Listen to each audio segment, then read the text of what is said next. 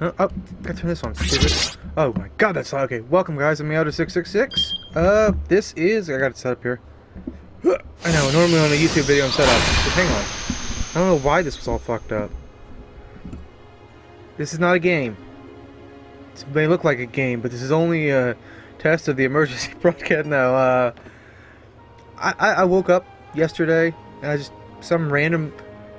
I don't know, man, I'm in a fucking weird mood. I used to be a guy that would like do random marathons as a gamer for no reason. I just wake up and like, I have to fucking play 2 Metal Gears back to back today. I'm getting those feelings again. I think it's because you guys are just cheering me up, making me laugh, putting me in a great mood. Even though honestly, I'm in a shit I'm in a shit sandwich, to be honest with you. I'm not gonna get into details. I'm not gonna cry. I'm not gonna tell you to donate. I'm gonna sit here and have fun and hope you're doing well and making it in this world as well, because it's gonna get rough. It looks bad, man. It looks bad. Like, I'm not gonna fucking sugarcoat it to you. I'm not gonna lie to you. I'm not even going by news. I'm going by who I know. And this motherfucker's in Slovenia telling me it's just as bad over there. It's like, dude, it doesn't look good. Oh, and the random connections from my clients from Italy are telling me it's fucked there too. It's just like, it's bad, dude. So instead of worrying, we're gonna sit down. We're gonna play some demos together. Because, while I have tons of games, yes, and I'm going to share as many as I can with you, I just don't feel like getting lost in a story arc I can't finish. But I can play this today until it's time for my workout, play some VR games, also share Last Labyrinth with you. Plus, since I'm recording tonight, this is perfect because I can render. I also found out the program that I use, I didn't know it could do video as well. So apparently, I may start doing video again, but I don't know. I gotta wait. I don't want to add work to my schedule because I really have been working a lot lately. This is a weird one. I keep starting it and never finishing it, so here we go. Alright, so bookmark to save. I just want to see the end of the demo. Find out if this is something I like or not. I wasn't really too much digging it, but I wasn't hating it. I wanted to see where it goes. Good, bad. Okay. You are fucking set loudly. God damn. Alright, not yet. I'll blow you out in a second, you little bitch. I got my Mason Burger going right now. Mason Burger. Burger with an E. Spike Tune Soft. Tune Soft. Huh? What the fuck is that? Like a monkey with bullet holes? What the hell is that? What is their symbol? It's a skull with bullet holes. What is that? Oh, with spike holes.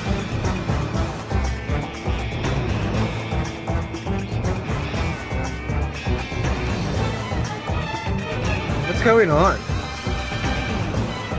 I don't know if you can hear me. Holy fuck. There is no pause.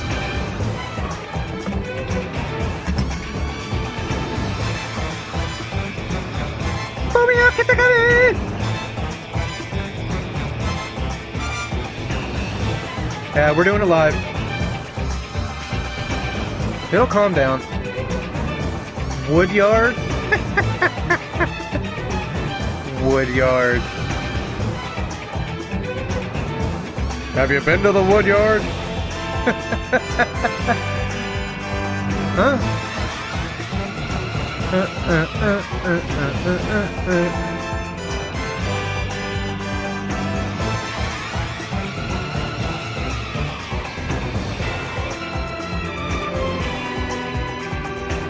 Do do do do do. It's like this game doesn't know what it wants to be.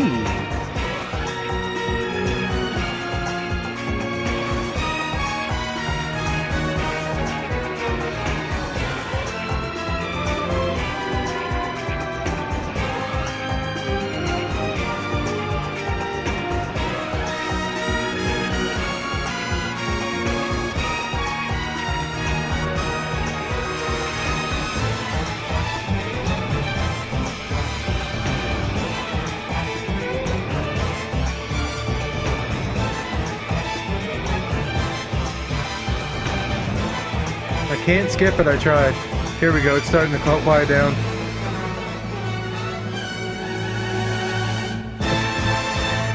$428 isn't a plane, it's that? Are you shitting me? 番組の途中ですがニュースをお伝えします。新宿区オフィスビル立てこもり事件の速報です。You'll see what I mean. It's like it doesn't know what it wants to be. It's like you'd think it'd be this the whole time, but then it goes to book mode. It's really weird. It's like, why not just stay a live action movie? I don't know, but I want to play it. I want to see what it is. I like original ideas, and I want to see how much freedom we have. And I hope you guys respect this or enjoy it, because I could be doing nothing today and saving my voice for work tonight. But I share it with you. I want to have fun. I want to share this stuff, man. I really do love doing this stuff. I've been deceived. Alpha! What, Zordon? Zordon! I can't remember the voice anymore.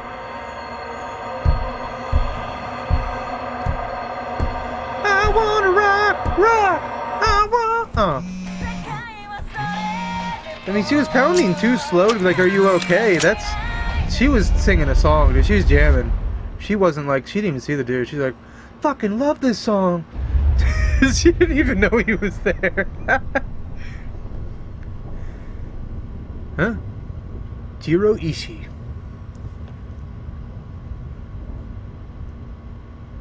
I'm looking for sleepers, and we're gonna see if we can find something together to share that no one else is really doing, just for fun.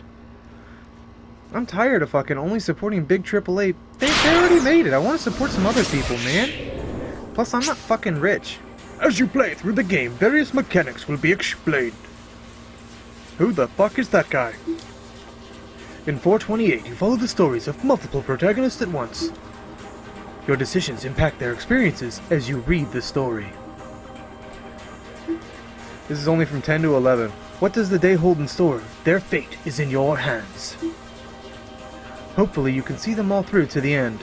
Oh, it's like Heavy Rain. To start, you have two characters, Shinya Kano and Achi Endo. Let's begin by checking out Kano's story.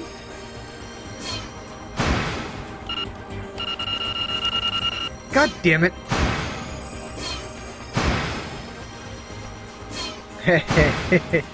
Alright, here we go. What the fuck was that? Is that Japanese derelict? Derelict, my balls. Just 2 more minutes to go. Oh, come on. Why ain't I gotta fucking press a button? What the fuck? Why don't you have autoplay? Liar. There's 1 minute and 57 seconds. Shinya Kano noted the time noted the time again on his watch, scowling at the slow creep of the second hand. Who the fuck wears that kind of watch anymore? The time, oh that's right, that's a new thing, the watches are back. And then phones are gonna get bigger again, then they're gonna get the time was 9:58 Furrows of the consternation. What? Furrows of consternation creased his forehead. Who talks like that? He wasn't nervous, but he farted a little. But he knew better to expect everything to go... How did I skip that word? But he knew better than to expect everything to go smoothly. I hate reading a book and then looking at that motherfucking book, editing that bitch, and then finding out my dumbass forgot something so stupid as like the word and. Like I'll be reading and I just fucking skip a word. It sucks. Click the touchpad while reading to activate autoplay. Oh, you fuckers, why didn't you teach me that? That's awesome, I found it by accident. You're welcome. During autoplay, press X to pause and then press X again to resume. Oh, cool. To cancel autoplay, just press circle. A keep out or bad end will cancel it. Okay. Sweet! Keeping a level head was proving rather difficult. I love autoplay. It's like my favorite invention no one uses. There was no room for failure. Lives were on the line here. Dook-a-dat, dook-a-doo. Is it loading? What? He eyed his surroundings. There better be sex in this. I'm getting tired of no sex in my games. Was the perp really going to show up? Huh? When? Where would he be coming from? How would he make his approach? The Shibuya Scramble was as packed as ever, a throng of people crossing this way and that, blissfully unaware of the dozens of detectives hidden in its midst. Give me the coffee. Coffee!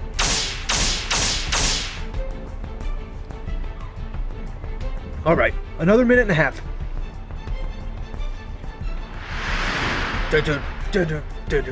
Kano glanced down at his watch yet again. A mere 30 seconds had passed. Oh, Jesus Christ. Detective Kano had been with the enforcement of the Shibuya Criminal Affairs section for a year now. But he'd never been part of an opera. Really? You stupid motherfucker. He eyed the young woman standing beside the statue up ahead. She was small enough to get lost in the crowd, and she carried a nondescript attache. Is it like a tushy? Attache cage. God, fuck that word. Why is she holding it at her vagina? Does that help her? Oh, I get it. Centrifugal force or something? Why the fuck would you hold it there? Hitomi Asagawa, age 19. I'm sure she didn't think about it. It's just really weird that she's like holding it. It looks like she's holding it with her vagina. I don't know why I noticed the things I noticed. The attaché case in her hands contained a full 50 million yen in cash. Yesterday, her twin sister, Maria, had been kidnapped. This was the ransom payment. The culprit had called Hitomi last night at her home, referring to her by name and telling her to wait by the statue of Hachiko in Shibuya. Okay. It was almost time. Oh my god, it really was only 30 seconds. It was almost time, but nothing. They're actually being meticulous here. It actually has been 30 seconds. Wow. It's funny, they probably did this, fucking forgot it. Oh goddamn, we gotta wait till tomorrow? Motherfucker! Kano was staring. What? Hang on. Kano was staring fixedly at the second hand on his watch when a homeless man sitting on the sidewalk murmured just loud enough for him to hear. Come on, Kano, quit looking at your watch so goddamn much, you little shit. Give me a beer. What if the kidnapper sees you? Kano tried to look nonchalant as he lifted his eyes, but the stuffy character continued. You're too nervous. Just relax already. Kinda sounds like you're getting hit on by a hobo. Bam, bam, bam, bam, bam. You're the one acting suspicious, Sayama! Kano frowned. Why would some homeless guy be talking to me? Because you look like you have money! Dipshit. Yuji Sasayama was the senior officer of the Shibuya Precinct's Criminal Affairs Division, 5 years older than Kano. Some words and phrases that appear in blue in the text, yes? These are called tips. I'll give you a tip. Press square to underline a tip, then press the X button. The X book. This will let you read some extra info relating to that word or phrase. Because we know you're stupid American. Ha ha ha ha ha. Stop dumbing down your games when you bring them here. There are tips containing general knowledge, and the ones that are 428 specific. God damn it. These are marked with a magnifying glass and a 428 respectively.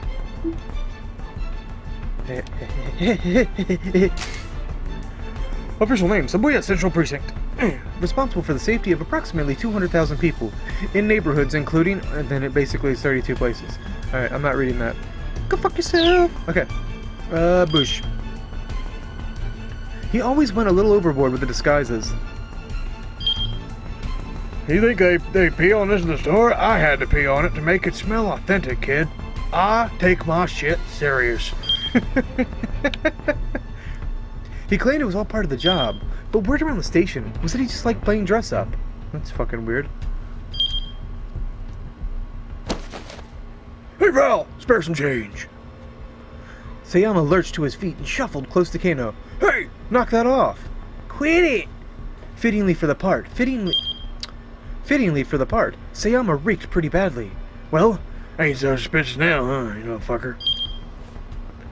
You got a pretty mouth. He clung to Kano with mock camaraderie, despite the younger man's attempt to pull away.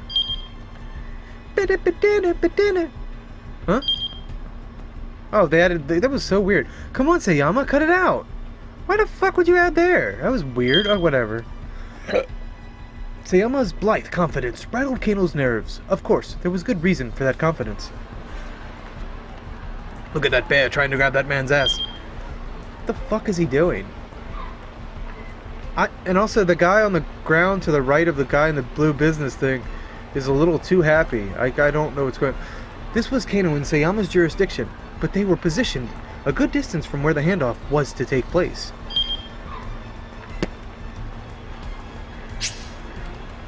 The statue of Hachiko was surrounded by elite investigators from one of HQ's special investigation terms. Sometimes 2 or more tips will appear on a single screen. Press square repeatedly to change which words are underlined. Highlight the tip, giggity. You wish to read, then press the X button. Continuing to fuck up your amplifying fucking headset, you stupid shit. There you go. Continuing to read, then press X. Continue pressing square or press circle. Or tweak your nipples. To return to reading the story. God damn it. His juris, my diction. Where's my shit? Hang on, where's my shit? Where's my shit? No, where's my fucking pad? Oh, here it is. Hang on, we'll get there. Alright. Let's do it. A particular region over which an organization or a member thereof has control of authority refers here to the areas under the jurisdiction of various police precincts. The Metropolitan Police Department, at the pinnacle of Tokyo's police hierarchy, has vastly more authority than local precincts. But, since many officers wind up needing to work with both, the outright rivalry between the two isn't as notable as TV dramas may make it seem. Bronze statue of a dog erected in 1934. The dog was famous for loyally waiting for his absent master.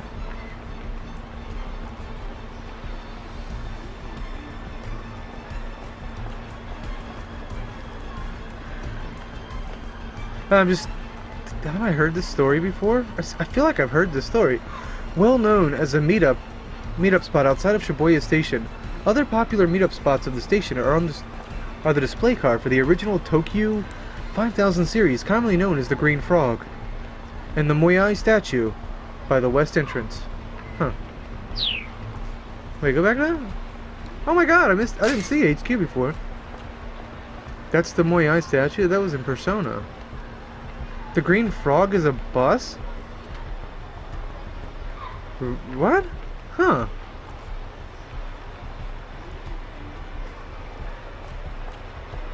That's crazy. The story of this fucking animal lived with them that long. Wow. Animals are fucking amazing. HQ refers here to the Metropolitan Police Department, the Tokyo Police Section responsible for managing 101 precincts within the city, Japan's largest police organization.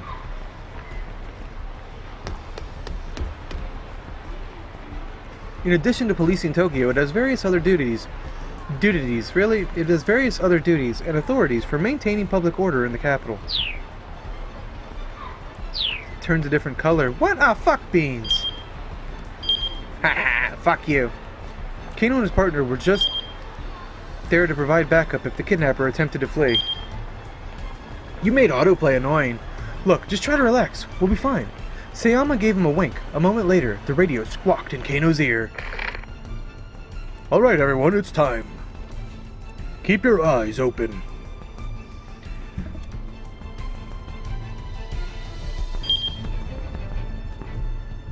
Why do I feel like this name was in silver case?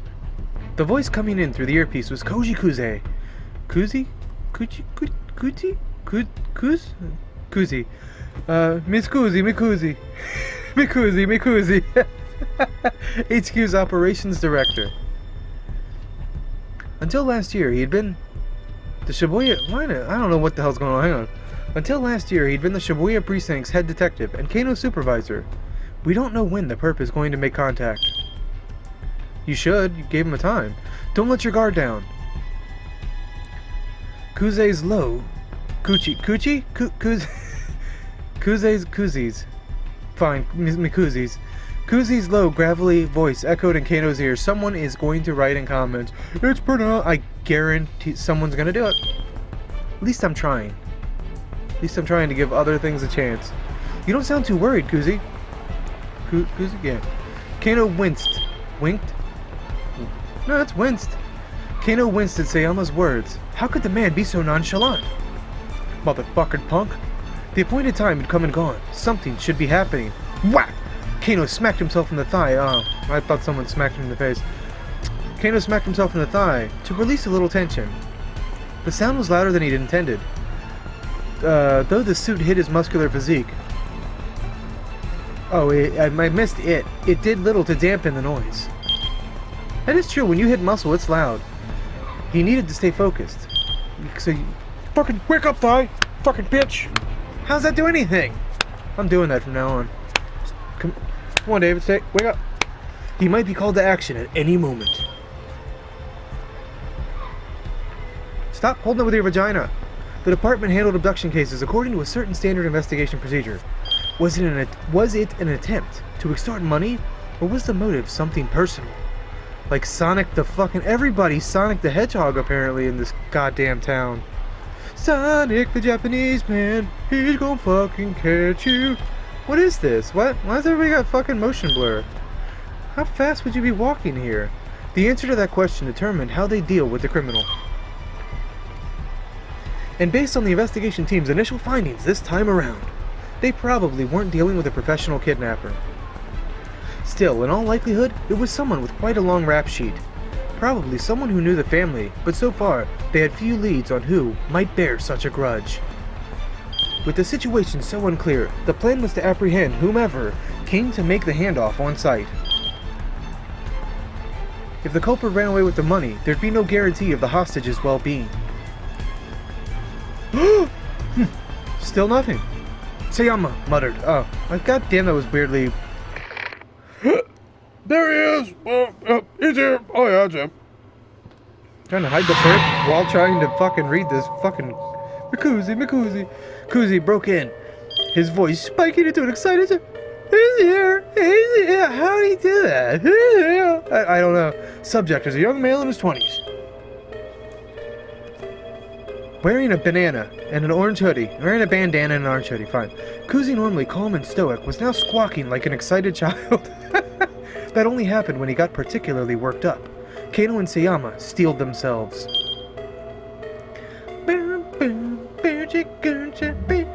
They could see the subject now. A 20-something male nonchalantly approaching Hitomi to talk to her. Alright people, get your guns ready. Huh? Hang on, I gotta put this out. I don't have a lot of this stuff left anymore. I'm trying. Whew, that was fucking hot. Okay. Sometimes the top doesn't go on properly.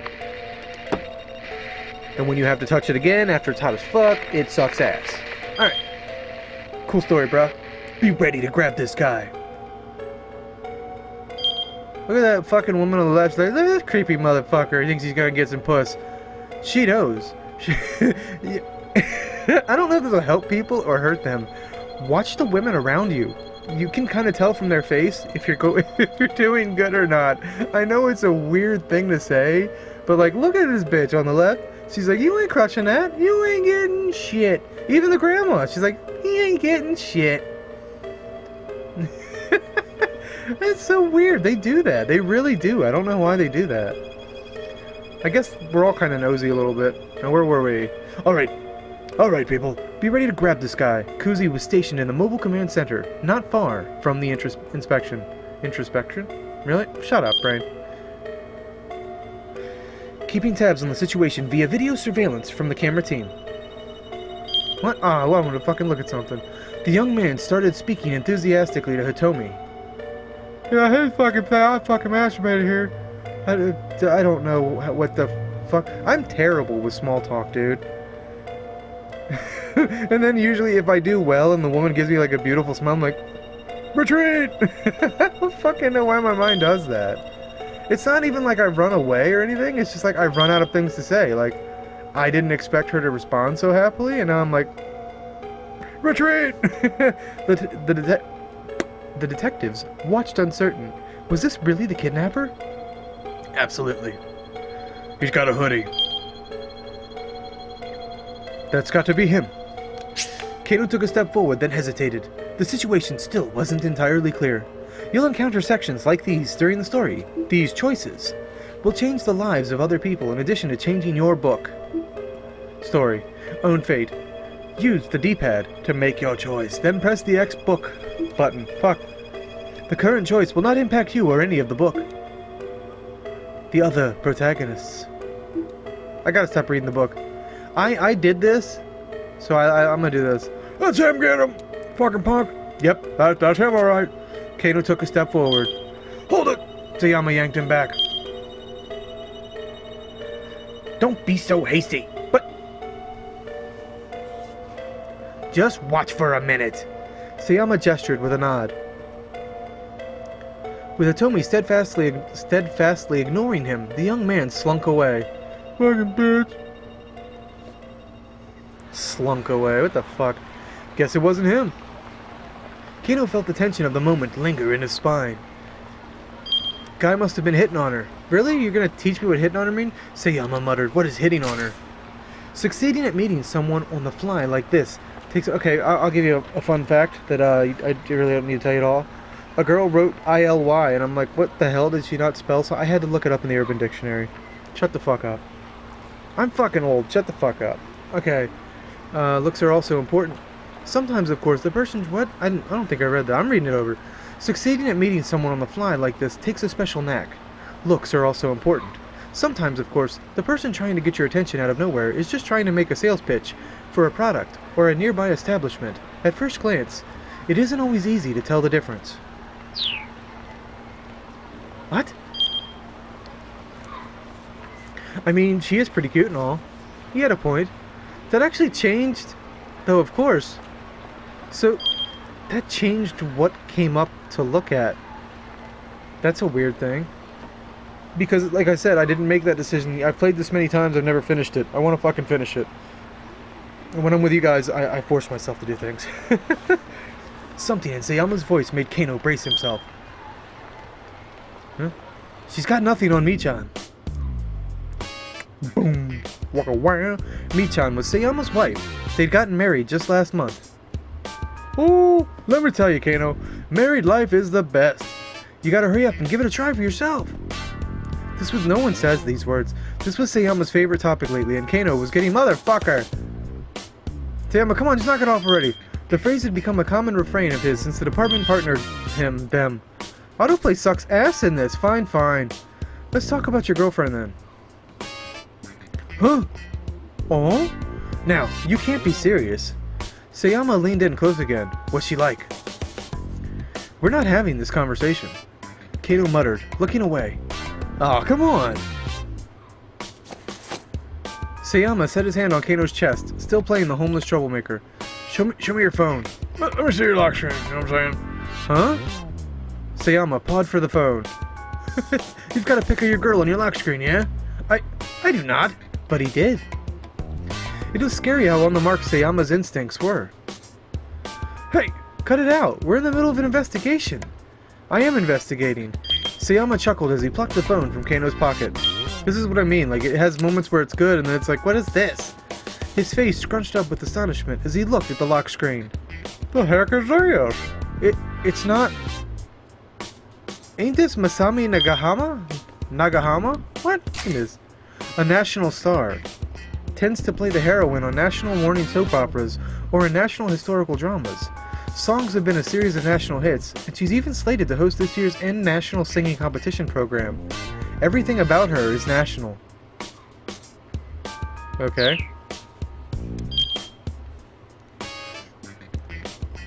Kano realized he had to bite the bullet. No, that's my girlfriend. Her name's Rumi, and she's... Rumi? Really? Sayama cut him off. You're telling me this ain't Masami Nagahama? The famous actress? Because right here, this is Masami... God damn it! He's trying to read fast. This is Masami Nagahama. Like I said, You sly old dog. trying to make like you're dating... What? Trying to make like you're dating Masami Nagahama. I'm not. I mean, I guess Rumi does kind of look like her. Is this like fucking Friday where the girl's like, I look just like Janet Jackson. It's fucked up as people do that. They don't look anything like the thing they say they do. I don't know how they get that fucking assumption. Alright, hang on, I gotta pick something. Well, I'm not sure what I think right now, but I am gonna fucking say it. A lot of my friends got Last of Us 2, and a lot of my friends are not playing Last of Us 2. I don't know. I don't know if it means anything or not. I knew I wouldn't be able to play it. The only thing I'm touching day one is Ghost of Tsushima right now. Last of Us wasn't something I was in a rush to finish. I'm kind of mad because I got spoiled. I'm trying not to spoil you guys. But basically, Naughty Dog did what I've been complaining about for years. So I kind of want to support it. And I don't care that there's gay characters in it or anything like that. I don't give a shit. I'll still love the game. Alright. People are fucking weird about their writings and what they think things should be. And it's like, there's a lot of stuff I'm excited about on it, so I definitely want to play it. The fucking buddy got it. 78 gigs. God damn. Sayama let out a huff. A huff and a puff. Blow your wife down. For real, you really think I'm gonna fall for that? There's nothing to fall for, I swear. Sayama scowled, unconvinced. Alright, then why don't you marry her, little bitch? Kano stammered, but he had no answer. So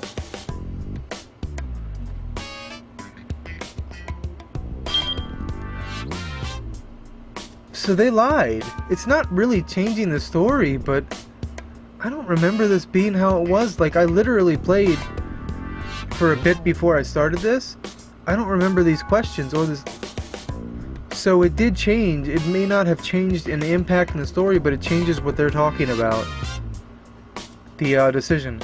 The truth was, he would have happily married her already, but there were obstacles that needed to be overcome. Okay, playtime's over. Let's focus on the job. Sayama handed back Kano's phone and turned his gaze back to Hitomi. Kano let out a quick, uneasy fart, but his shoulders did feel looser. Maybe Sayama had been trying to relieve a bit of the tension. Maybe he should be grateful. Why do I feel like I'm singing a song? But whatever. By now, several minutes had passed since the guy with the papers had gone away. She's still holding out with her vagina. He peered at Hitomi. The strain on her face was visible. It's not... In addition to the weight of the attaché case, the 5,000, 10,000 yen bills it weighed close to 6 kilos. Excuse me. I don't do cocaine, so I don't know what the fuck this means. I gotta fucking look it up. Just shut up.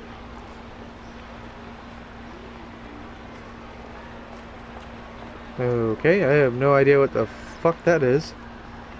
Alright, that can go away.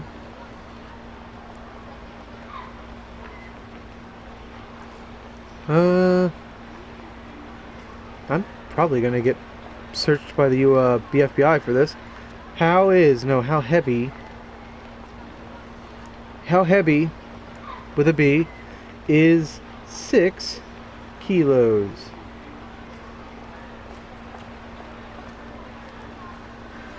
£13? Shut the fuck up, dude. This sexist ass fucking game. A woman can't hold 13 pounds. Get the fuck out of here. You know what the problem is too? Women kind of fucking feed that stupid thing that we have in our heads that they're weak, but they're not. It's like, I was watching someone. I forget who she was. She was a beautiful girl. She's actually a trainer, and she teaches. I think it was like Wing Woman or something. Something on YouTube. And she was talking about how, like, they never need help with anything, but usually when they're asking you for help, they like you, stupid. They're not that weak. Oh my god. Whatever. 13 pounds. What an asshole. Fucking asshole. I need help with that? 13 pounds. Hey! How the fuck do you think she can't hold 13 pounds? I'm about to look up. Her slender arms must have been getting tired. Oh, shut up. Must have been getting tired. Still, she refused to set the case down because it wasn't fucking heavy. She wasn't taking any chances with her sister's life.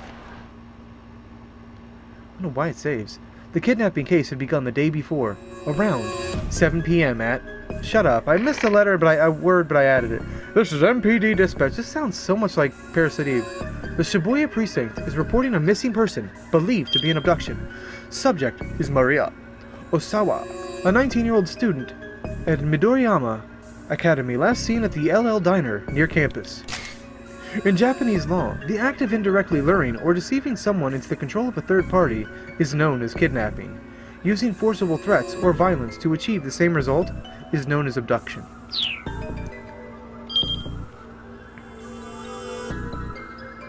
I like that it teaches you that. Where am I? A man was allegedly seen forcing her into a car nearby. All officers in the vicinity report to the scene at once. Kano and Sasayama, son of a bitch, had been working on a burglary case in Jingyu-mei's 5th district when they got the call. Huh?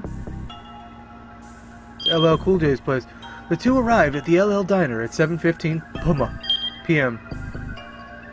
At roughly the same time, several other officers showed up to secure the area, blocking off entry to nearby roadways and monitoring the surrounding establishments.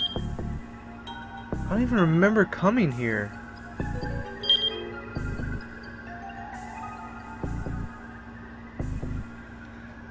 You fucking said it wouldn't change anything. It changed everything. I don't ever... Didn't I get further than this? Whatever, I'm kinda having fun, dude. Inside the restaurant, Kano and Sasayama were met by the girl... Come on, fucking chair! Were met by the girl who'd reported the kidnapping. It was the victim's twin sister, Hitomi.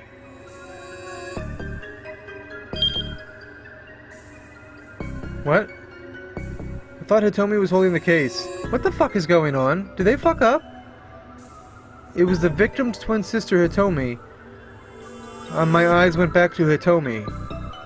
Could you tell us about Maria when Maria was taken? Starting from the very beginning. Oh, this makes sense. Okay, they're going back in time. Dun dun dun dun dun dun. I'm gonna go back in. Kano said, keeping his voice low.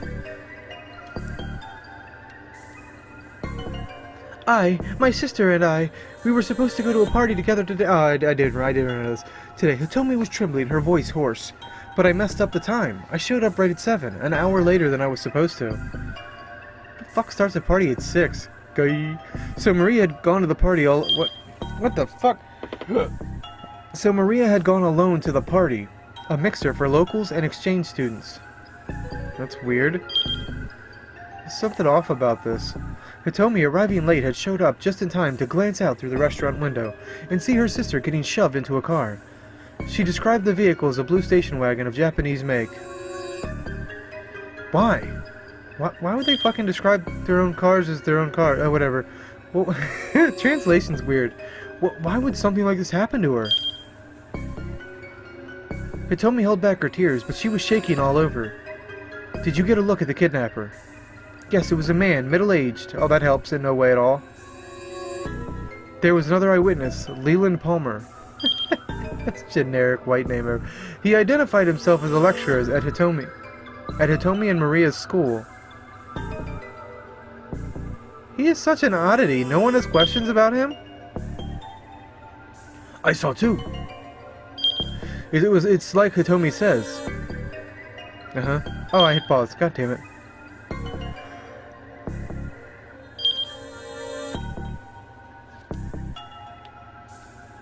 I heard Hitomi cry out, and so I went to the window to look. Usually, is a sign they're lying, and his Japanese was halting, as if he hadn't been in the country very long. And I think that maybe the kidnapper was working alone. Leland explained that he saw the man shove Maria into the back seat, then clamber into the driver's seat.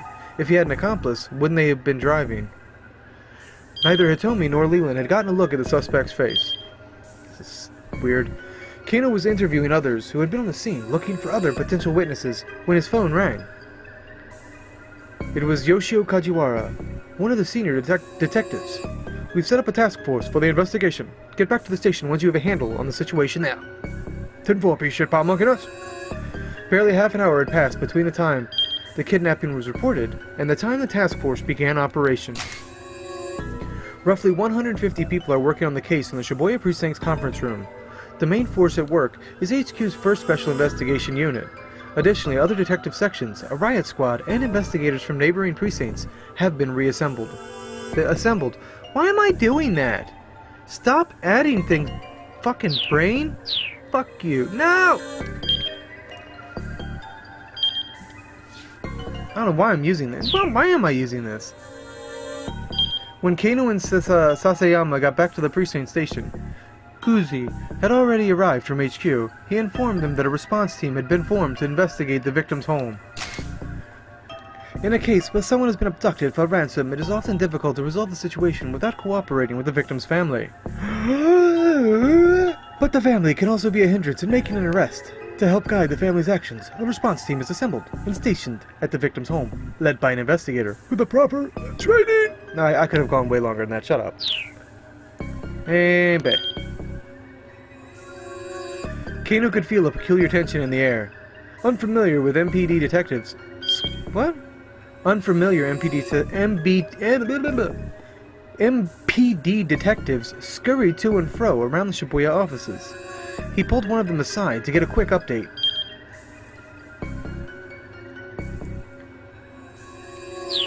You're right, it's just stupid. An hour had now passed since the kidnapping. There had been one new development. The perpetrator had made a threatening call to the victim's home. That's probably why they didn't teach it, because they realized that their autoplay isn't very well designed. Especially the beep every time I press the button. No thank you. He said the following. Tomorrow, 10 a.m. by Hachiko in Shibuya. Have the Sister Hitomi bring 50 million yen. God damn it. If not, the girl's life is forfeit.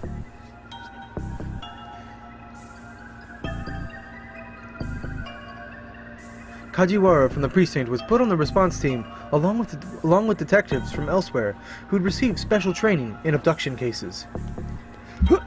Normally, a local precinct detective wouldn't have gone undercover in a victim's home. Kuzi, however, had decided that having a knowledgeable local was crucial and had sent Kajiwara along. I think this is new for me now. The detectives disguised themselves as delivery people and movers to make their way inside without arousing suspicion.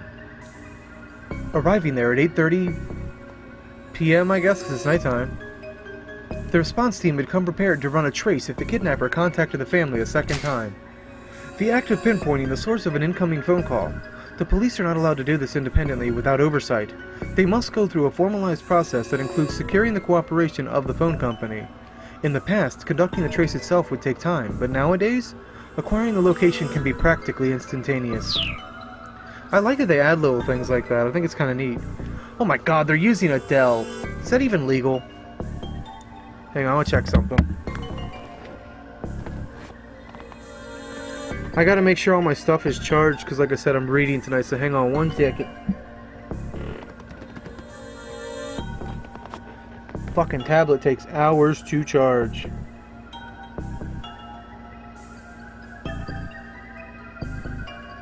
Okay. Hang on, there's some weird mail here. Alright, what? What the fuck are you talking about? Department of Motor Vehicles? What do you want? What do you want, you whores? Important return to work information for unemployment. Oh. This isn't.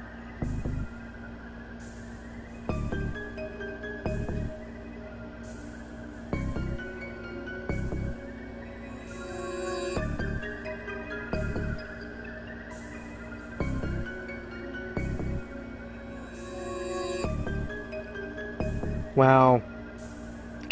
Fucking idiots. Basically, this thing is saying, dude, people that are unemployed right now are being forced to accept whatever job hits you up, even though a job may hit you up that's only part-time. They're saying you need to be accepting whatever you get. That's fucked up. They're saying that you need to be actively looking for work when there's not really work out here yet, and it looks like most places are going to go back into lockdown. That's fucked up. You're basically guaranteeing that people are spreading the fuck out of this virus. You guys are fucking idiots. Listen, I think things are so fucked up right now because people for the first time in a long time have gotten to kind of free the financial thoughts of, or their confining thoughts of financial, I don't know, confinement, I guess you will. And now that they have more time, they're realizing they're angry, but they don't know why they're angry yet. I think people have been stuck in this doing this shit on autopilot mindset. Gotta pay this bill, gotta do this, gotta make sure I have enough for this. Now they're realizing that shit doesn't matter, and lives are at stake, and life is obviously more important than money. things are starting to happen. Will it be a good thing? I don't know. Right now, it looks like it's a bunch of idiots that don't know what they're doing. They were trying to tear down a statue of slavery, and it's just like, oh, well, the people who I guess was known to have slavery, and it's like, do you remember how this country was founded? We murdered and killed all the Indians. Whatever, dude. I'm not gonna get into it. I'm not saying I'm against anything or that I want slavery to come back or anything like that, but half the people that are fighting never fucking dealt with this. They heard stories. They never dealt with it. We've grown as a society. Yes, there's a lot of fucked up people out there, but you gotta admit, it's been a long time since you heard of a fucking slave. You know what I mean? I don't know, man. Understand more if, like, people had recently, I guess, truthfully though, it's really not been that long ago. Because I still remember growing up with a grandmother telling me how she was treated like shit in the 70s, but this generation shouldn't have. It's been a while, man. But I don't know, man. I don't know what people are fighting for. I don't know what the fuck's going on out there. And I don't think it's gonna get better, and these idiots forcing people to go out, this is a fucking disaster. And everywhere I deliver to, which by the way, I'm very picky. I'm DoorDash. I'm very picky. I clean my bag. I use hand sanitizer if after I touch someone, because there's a lot of people that aren't wearing anything, and they're like, hand it to me, and I'm like, the whole point is that we have non-contact for a reason. But what can you do? But there were no further calls.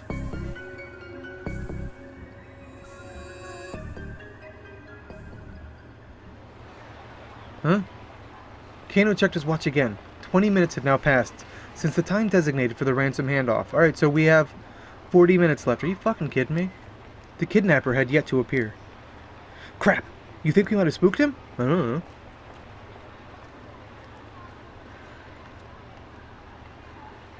Wasn't that woman over there?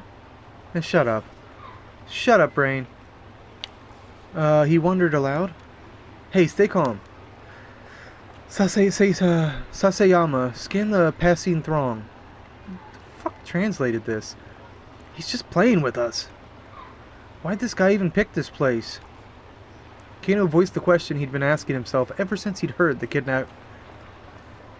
kidnapper's demands. Sasayama shrugged. Figure he must want to blend in with the crowd, nab the money, and disappear before anyone knows he's there, would be my guess. I think we should reform society, but all these things were created in a time and era where nothing is like that anymore. Nothing is like what they created these laws for. Now you really don't want me getting into politics.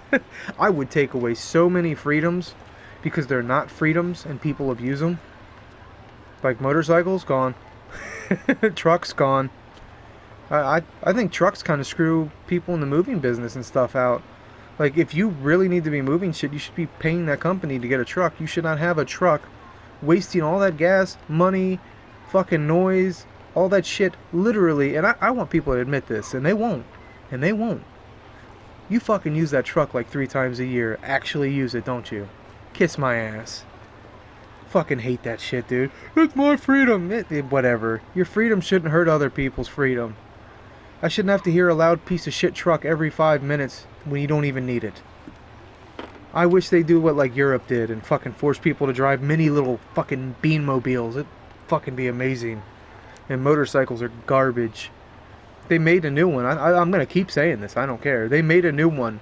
It's faster than the ones they have now. It's pure electric. Has no fucking sound at all. Anywhere near that annoying noise that it has now. What a surprise. None of them like it. What a surprise. Even though it's better in every way. Cocksuckers. That's not freedom. It's the same thing with this virus right now. People are like, it's my freedom to go to work. No, it's not your freedom. If it costs someone else their freedom, you stupid motherfucker. It's just like me. I work. I make a living reading audiobooks. So when you fuckers are flooring it past my house making all that noise, how's that freedom for me? I'm just trying to do my job. Fuck you. I'm so tired of hearing people say that when they don't know what freedom is. Fucking pieces of shit, dude. In that case, why not pick up Shinjuku or Ginza? The big crowd just didn't benefit the kidnapper at all, after all. It also allowed the police to use the sea of people to conceal their own operation. I like hiding stuff and like random shit like this. Like I say, I'm not saying you have to agree with me or anything. It's just how I feel, living where I live and have been through what I've been through. Right now, there were 50 detectives stationed within a 50-meter... Damn burp. 50-meter radius of where Hitomi stood. The kidnapper would be taking a major risk if the plan was to nab the ransom money and run. That's what bothered Kano. Any criminal with half a brain would know better than to do a handoff in front of Hachiko. You're overthinking things, pal. Sasayama grumbled. No, I'm not. You're just being like a fucking prepubescent little shit. That's another thing I can't stand right now, too. These fucking kids. Oh my god, this isn't even like a... I mean, there is that feeling of like, I see a 20-year-old now and I'm like, Christ, who invited the toddlers? I got that from Northern Lion, I love that joke. But I really don't understand at all this generation. I mean, I get it, dude. When I was a kid, I liked loud cars, but to be fair, mine was a better loud, not a sounds like a fart can, and I was actually enhancing the airflow of the car. But I know stuff about cars. These guys are just idiots. Why are they flooring it, riding people's asses? There's nowhere to go. Are you fucking mentally challenged?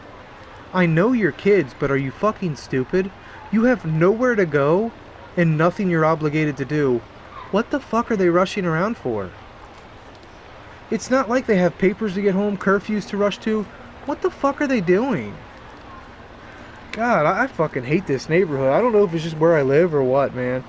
And I still can't stand that people go 20 miles an hour under the speed limit here. Proof that cops are not doing their jobs. It's just as dangerous to go slow. If someone's not paying attention, they'll slam into them.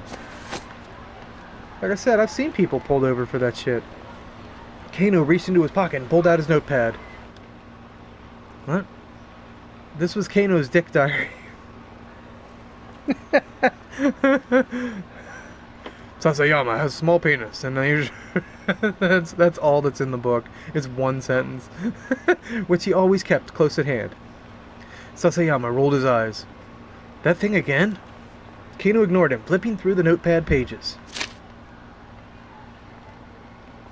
Here it is. I think, like, what I'm telling you here isn't even, like, a political thing. I think it's an idiot mentality we all have that we need to break. And I mean, think about it. Like, we all do this in many different forms throughout our life. And it's something I actually did a book. I got to read a book on that talked about it as well. We accept negatives. Why? You can teach yourself not to accept the negatives and make your life better. But people keep accepting the negatives. Like, for example, those trucks. Those guys must hemorrhage money. From gas to, just so many things they're fucking wasting money on because they got a fucking truck out of the fear that maybe, at least where I live, 3 days a year it snows. You're wasting thousands of dollars on 3 days that you usually call out for anyways. That's the mentality I'm talking about. That's not cracking on anyone's freedom. That's the shit that proves fear is driving you. Dick dictum number 89. The more irrelevant something seems, the more relevant it's bound to be. Irregardless. Goddamn American Dad. Oh wait, Polygon's telling me about Star Wars. Shut the fuck up. It was a favorite saying of Kyuzo Tatino, an assistant inspector from the Shibuya precinct. Come on, dude, what the fuck? Sorry, I'm trying to finger this. What? Tatino was the kind of detective Kano aspired to be. An idiot? For the current operation, he'd been placed in charge of Atomi's personal safety. Yeah, if anyone's wondering, dude, I'm doing great. I just gotta figure out how to get more consistent, and I'm trying to get back on night shift. I just can't do it. My body does not want to do it. I'm gonna get it. I'm gonna do it. I don't care. Luckily, I'm still up all damn day and almost all the night anyway, so it doesn't matter. For the current operation, he'd been placed in the charge of Hitomi's personal safety. He was in position to defend her as soon as the ransom had been handed off. I just keep getting work and work and work and work, but how long will it last, I don't know. Right now I'm just enjoying it. Of course, Hitomi hadn't been informed of how much protection she was under. There was a risk that if she acted too secure, it might alert the kidnapper. I think Tatino has the right idea.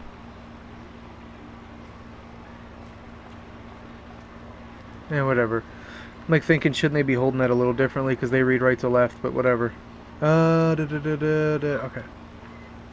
Sasayama snorted quietly. Maybe, I mean, he's a great Maybe, I mean, he's a great detective. Uh-huh. Don't get me wrong. But you do know how many irrelevant things there are to consider. Again, Kano ignored him. It didn't matter if nobody else understood. I hate logic like that. Kano had faith in Tatino. Yeah, that's what I'm going with. As both a detective and as an individual. He had first witnessed Tatino's brilliance during a standoff at a financial company 3 years earlier. This is the stupidest story I've ever heard, and I don't understand anybody that would fucking fall for this. I was wrong. We're getting close to where I left off. A man had shut himself in an office, splashing gasoline everywhere and threatening to set the place ablaze. While the others hesitated, Tatino, stupidly, unflinchingly doused himself with gasoline, idiot, and strode into the building, where he managed to talk the man down and secure the scene, then smoked a cigarette and killed himself. I wish it would end that way, but the rest of that was how it went. Who would look up to that?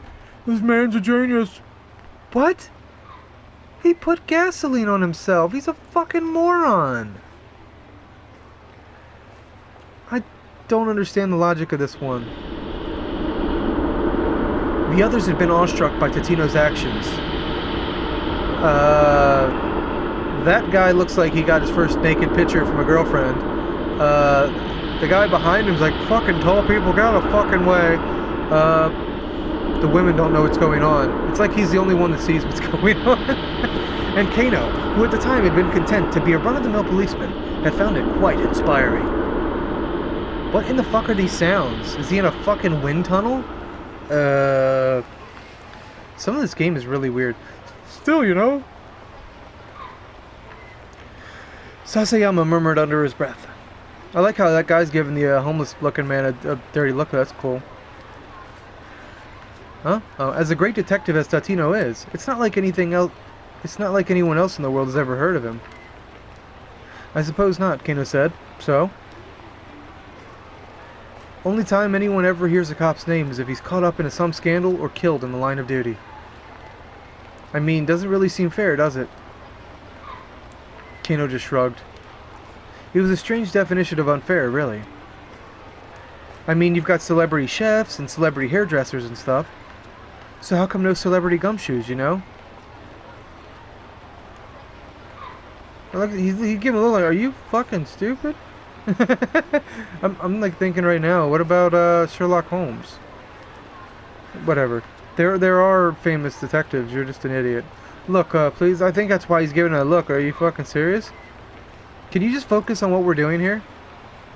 Kano rubbed his eyes, then turned his attention back to Hitomi, who was still holding the case with her vagina. She might have a penis. That might be what she's doing, is it's like helping her. What's the matter? Didn't sleep? Not enough, I guess. Did you eat? Didn't have time. Well, that's why you didn't sleep, you stupid fuck. You burn more calories in your sleep than you do when you're awake. The body goes into some weird-ass fucking trance. I don't know, a weird-ass state. And like when you're doing those jerks and those weird motions that you see your dog doing that you laugh at, you do those too. It's like tightening every muscle in your body. It's really weird. It uses a lot of energy. That's why you don't sleep well if you don't eat. Between bringing in supplies for the base of operations, readying the team's vehicles. It's weird to do this in the middle of a sentence, but whatever, game. I'm not liking this. But I'm going to finish it because I'm curious to see what it does, how it's going to try to hook me, you know what I mean? I'm curious to see how demos are, dude. I haven't played like demos. I like the idea of it. A base of operations is usually set up in a large room at the precinct, such as an auditorium. MPD and precinct investigators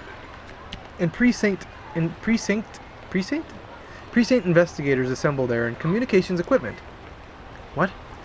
Investigation resources and such are brought in because I was thinking in my head. Hang on, I'll explain in a second. Because of the scale and scope of these activities, newspaper reporters can be liable to notice, and so, in cases such as kidnapping, where a victim's personal safety is at stake, the flow of information is tightly controlled. This didn't need to be said at all, you fucking idiots. I'm getting a little annoyed at this shit. What was I gonna say? I'm gonna do these as many demos as I can today, and I'm gonna share these with people. And if you enjoy, hit me up. Maybe we'll start that game, or maybe at least I got to help you find a game you wouldn't have known about. Didn't have to download the demo, just shared it with someone. It's something different, but I don't care. I want to do stuff like this. I miss stuff like this, man. Photocopying hundreds of documents and various other tasks. And I'll keep working on my minor projects. I just don't really feel like streaming today. I did so damn much work. I just want to chill. I know I'm kind of still streaming in a way. I know you're probably thinking it in the back of your mind because I'm recording for YouTube, but I don't know. I just feel like just doing demos today. It's not even a matter of like I don't want to interact or anything. It's a matter of I really got this randomly. I literally put hundreds of gigabytes of demos on my system because I fucking want to check them out. Some of them I'll share, some of them I probably won't, because there's some VR ones I'm curious about. Kino had barely slept the previous night and hadn't gotten a meal in either. What have you been doing? Sasayama puffed out his chest. I don't know why he would do that, but whatever. Serving up my energy for today. Oh, saving up my energy for today. So you were sleeping.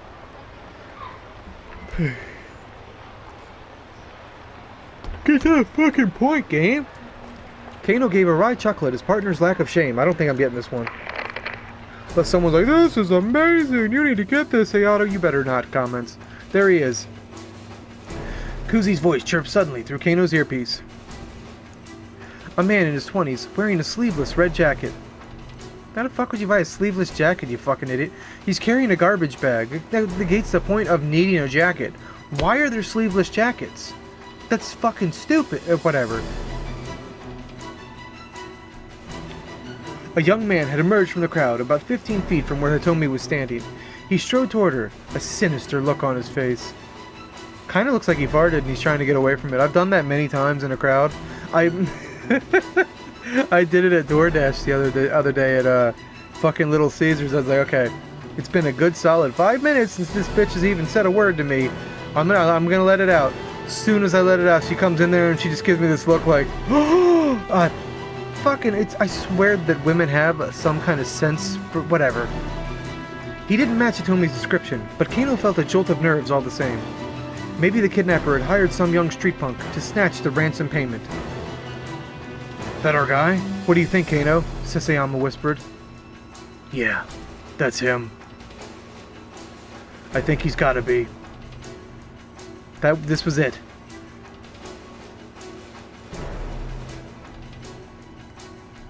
Now fuck those lumps in your throat form.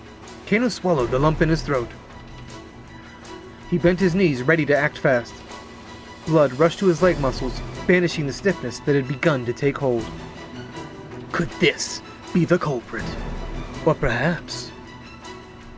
The young man tried to snatch the briefcase from Hitomi, but she clung to it with desperate strength. It was him! That is the weirdest, serious face I've ever seen, but okay. The detectives rushed in. Whoa, hey, what the fuck? The young man cried out frantically and tried to dart away, but the officers closed in, forcing him bodily to the ground. I don't think this was translated properly.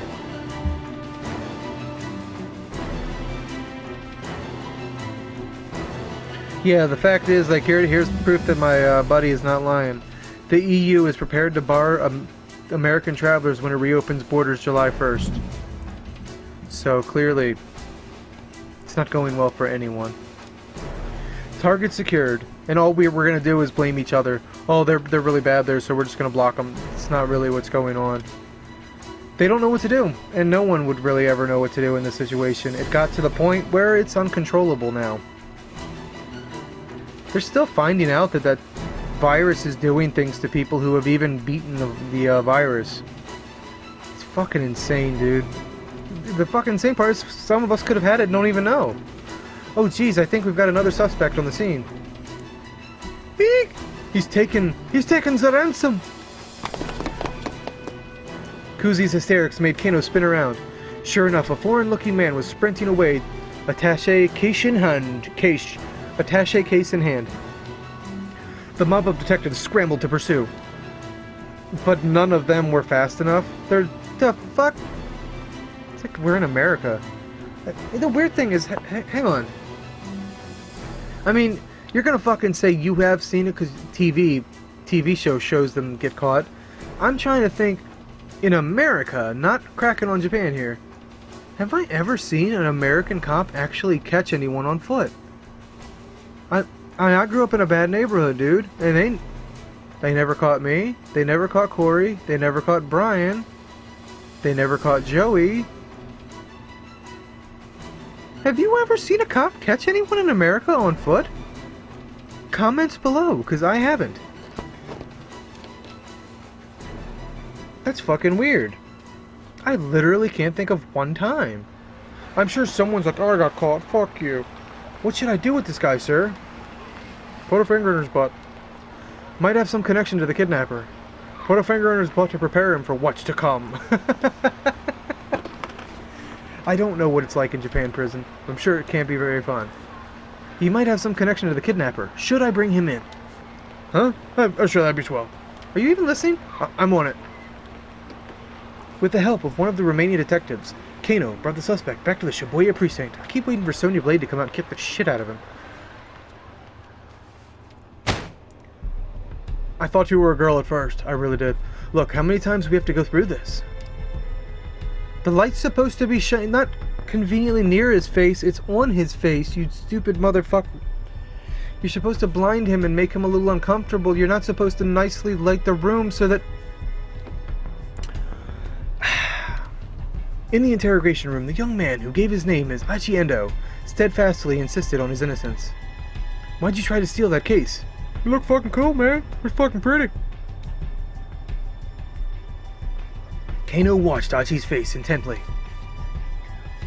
Like I said, it looked heavy, so I was trying to help her out. It wasn't inconceivable that a young guy would want to help a pretty girl, but Hitomi had just been standing there, hardly in desperate need of assistance. She hadn't even set the case down, yep. So I figured there had to be something important inside. An entry from Kano's dick diary shot through his mind. Can you not think about your dick right now? Dick dictum number 25. When the tongue slips, grab it and yank out the truth.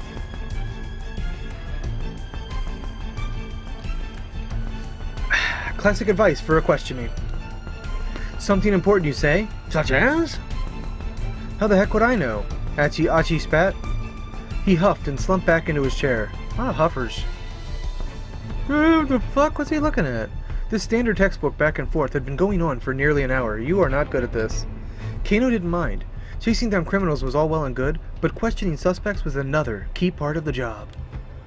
Plenty of off-the-scene work went into cracking a case. Fucking burp, go away. Once again, he had Achi explain what he'd been doing, starting from the beginning. So you're trying to get him to have cracks in his story. When Kano finally emerged from the interrogation room for a short break, he learned that there had been some progress on the case at the crime scene. What the police... I was wrong, by the way. I wanted to clarify that. Nothing has changed. I just didn't remember these little things, but apparently it's exactly the same. What the police hadn't been able to determine yet, however, was whether or not Maria was safe. Fighting back his anxiety, Kano consulted his dick diary. Dick dictum number 54. Haste makes waste. He felt his tension subside, remembering the right maxim always helped. It was like casting a magic spell. Kano returned to confront Achi once more. You were there to act as a distraction, to mess up the investigation. Weren't you? Huh? Achi looked a bit dumbfounded. What do you want about? What are you talking about?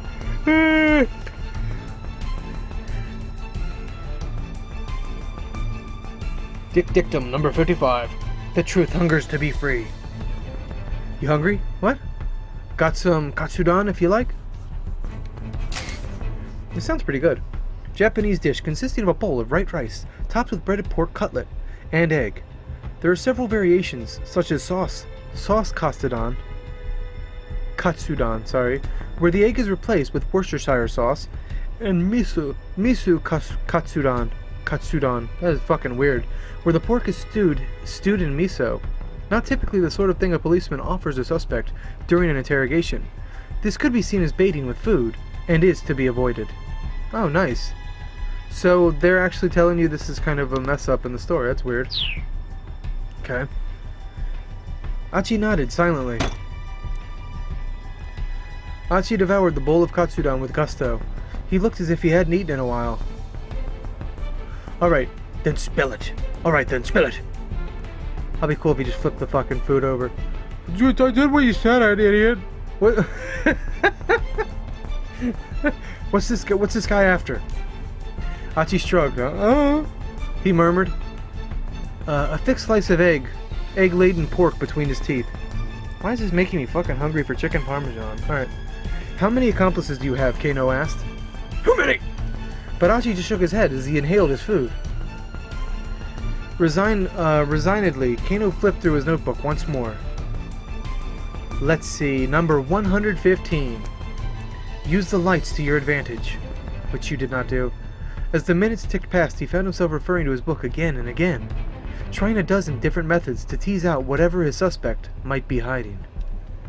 The experience began to feel strangely surreal, their two stories echoing hollowly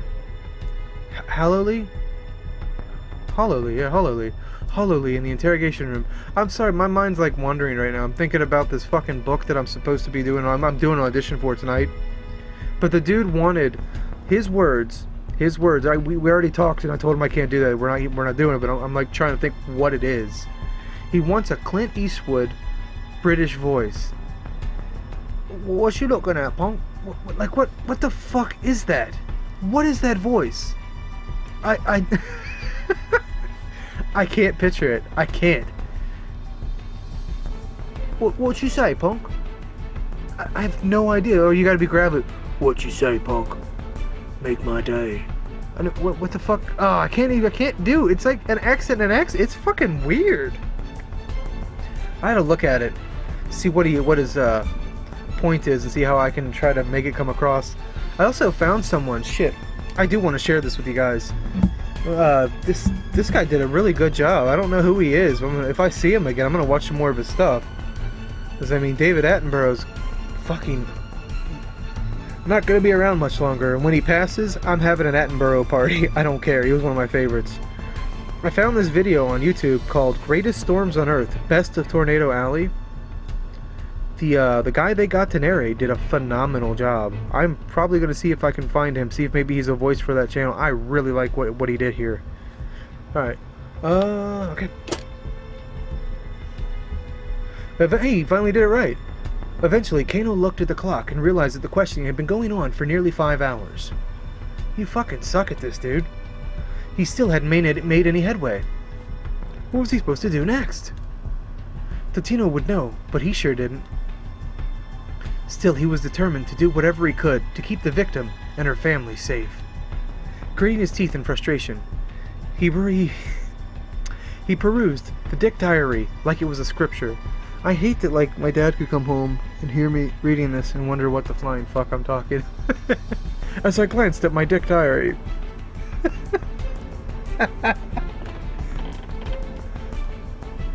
Number 16. It sounds like you've had a lot of sex with a lot of men. Dick Diary. It's really weird. Number 116. It looks more like a... Is that a guy? I'm not sure that's a guy. The monotonous questioning was clearly tiring Aichi out. His eyes are red and everything. His eyelids drooped like they were beginning to get heavy. Number 117. Get 'em while they're tired. That doesn't sound like detective advice. That sounds like pussy advice. What? I don't know why you wrote this one down. Oh, Kano's eyes gleamed. You're part of some criminal gang, huh? Okay, now he kind of looks like a dude. Achi's head slumped forward heavily. Nodding off was basically the same as nodding, yes? Right. What?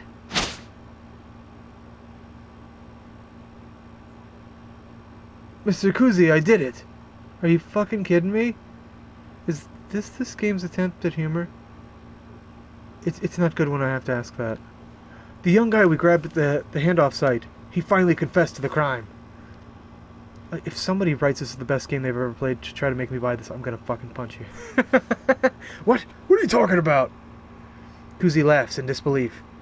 We're just about to apprehend the mastermind here, idiot. And this music makes no sense. Huh? Kano clutched his cell phone, dumbstruck. Listen, why don't you... Ah! Look, just wait there at HQ, okay? No! It can't be.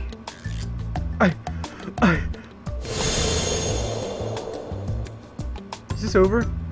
Please tell me that's how you try to hook me. This is so much longer than I thought it would be. After the kidnapping case wrapped up, Kano tendered his resignation. Oh my god. Guess I'm not cut out to be a detective after all, he thought to himself. It was really slow, shut up. He dropped the Dick Diary on his desk as he left the Shibuya precinct for the last time. Good call. Good call. Bad end. Are you fucking kidding me? Kano wound up at a bad end. However, this does not mean that the choice you made for Kano was the wrong one. Huh. Oh, nice. I see what you're doing. One of the other protagonists, Achiendo, had an impact on Kano's fate here. You can avoid a bad end by making proper decisions in another character's story. For a detailed hint, check the tip. By underlining the bad end title, press square and then X. Kano had every reason to suspect Achiendo, but arresting him turned out to be a mistake. If Achi hadn't approached Hitomi, this wouldn't have happened. Try playing Achi's story up to 10:30 and make a choice that keeps him from going up to her. If you do that, Kano won't even have a chance to arrest him and things should play out differently. So that's fucking weird. That's how you end? Is that how you end, or... You surely can't keep going, right?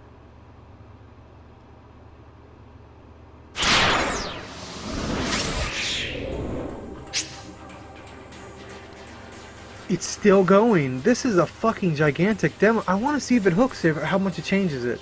You can now select Achiendo, one of the other protagonists. Let's follow Achi's story for a little while. How fucking long have I been playing? Let me look. I don't care. It's going to be rendering in my studio. I don't give a shit. I'll just make it one episode. Hey, Achi. And then I guess we're supposed to go back to him. Okay. So we're going to try to make it different. Is that a woman? Is that a woman? Is that really a man? What? What the fuck am I doing?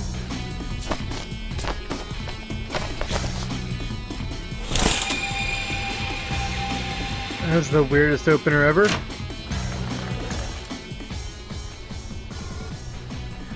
Achiendo called out at the door to his father's room. Okay, I'm heading out. Sure. His father sounded unconcerned. He didn't even open the door. Sure you don't want me to stay here in the shop? It's not like we're gonna get any customers. Achi grimaced. Yeah, I guess not. Okay. The drawer by the front desk held a stack of heavy-duty trash bags.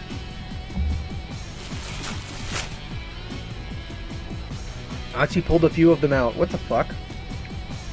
Guess it's gonna be that kind of day. What? He stuffed the trash bags into his pockets, then slipped on his favorite pair of sneakers. Was this like community service or something? The entryway to Achi's home also led into the family shop. Various pieces of electronics were piled up, like so much junk in a tiny retail space. The slightest bump brought the risk of an avalanche. Achi wove his way through the gaps in the appliances like a spelunkerer exploring a cave. From Shibuya Station, if you make your way past the 109 building, then up through Dogonzaka, you come across an old shopping district. Nestled in its outskirts is Endo Electronics. It's the same place it's been for... In the same place it's been for decades. With its dimly lit interior, you'll find rows of wares, all caked in dust. I guess he likes to restore stuff? At a glance, you might well assume the place was closed. A mom-and-pop place like Endo's couldn't compete with the big consumer chains booming throughout Shibuya. So far, the store had remained in business, thanks to the locals who appreciated that they made house calls to do repairs.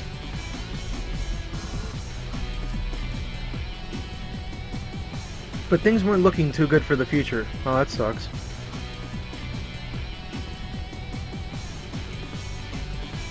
Shut this off. Achi, the eldest son and nominal successor to the business, had no interest whatsoever in working there. That sucks. Oh cool, I get this, yay! Achi stepped out of the shop and into the sunny morning air. The good weather lifted his spirits. Alrighty, time to do this! This is fucking weird. This is definitely not gonna hook me. I don't see it getting good enough to hook me. He unfurled one of the big garbage bags, which caught the wind and fluttered like a cape. Look at his kite. I can finally play with my kite! Then slowly he made his way towards Shibuya Station, scanning his surroundings all the while. Sheesh, this place is filthy! That's what I thought. He's cleaning it up. Okay. He paused to pick up a plastic bottle that had been tossed on the ground. I actually saw a dude doing this on YouTube, and I thought about it. But he was cleaning rivers. He was cleaning the river that he lived near. Interesting idea. Come on, stay up here. Will you stop, headphones? Stay up here. Then with a heavy sigh, he sipped the crushed receptacle. Oh, slipped. He slipped the crushed receptacle into his trash bag. So he's just a good guy. He's not even... I thought it was going to be like community service or something. He'd been picking up trash around town like this for about 6 months now. It had gotten so that that's what it said. It's just weird to say. It had gotten so that the sort of garbage most people would hardly notice stood out to him like a sore thumb. Most days, he'd fill the trash bag to the top by the time he made it from his house to Dogenzaka, from his house in Dogenzaka to the train station. Today, he was halfway to the station when a woman's anxious voice caught his attention. I'm sorry? I'm in a bit of a hurry here. He looked up and saw a timid-looking woman being confronted by 2 men, one with brown hair and one with black. From the look of them, he guessed that the men were scouts for some hostess club. He ran into this sort of thing pretty frequently on his trash-cleaning walks around town. On his. Another kind of trash to take care of. Really, dude? You're like 40 pounds. 40 pounds, are you? Look at her, so you fucking kidding me? I'll let you save me, but you still ain't hitting this. Achi quickly interposed himself between the girl and the 2 recruiters. Hey, can't you see that you're bothering her? Huh? Who the hell are you? The 2 men glared. Take a hike, pal. Achi stood his ground. Look, she ain't interested. You're just gonna have to find some other mark. The hustler's annoyance turned to open rage. Well, well, listen to you. Got a bit of a mouth, huh? Buddy. The brown-haired thug smacked his lips around. I fucking hate that. The brown-haired thug smacked his lips around his chewing gum like a dog worrying a bone. You mean working? I don't know if this is translated properly. How about we take this someplace more quiet, yeah? Really, you're gonna teach me what that means? Oh my god. What this means can depend on the person speaking. To a young woman, let's go someplace more quiet might suggest a cafe or a park.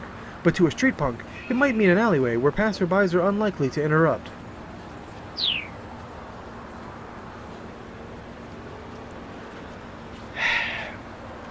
Is that a trick? Like, did you just tell me I'm a girl? The girl stood uneasily watching as things went on. Shut up. I'll read it what I want to do. You shut up. I'll do what I want. I'll do what I want. Hey, take it easy. I'm not looking for trouble.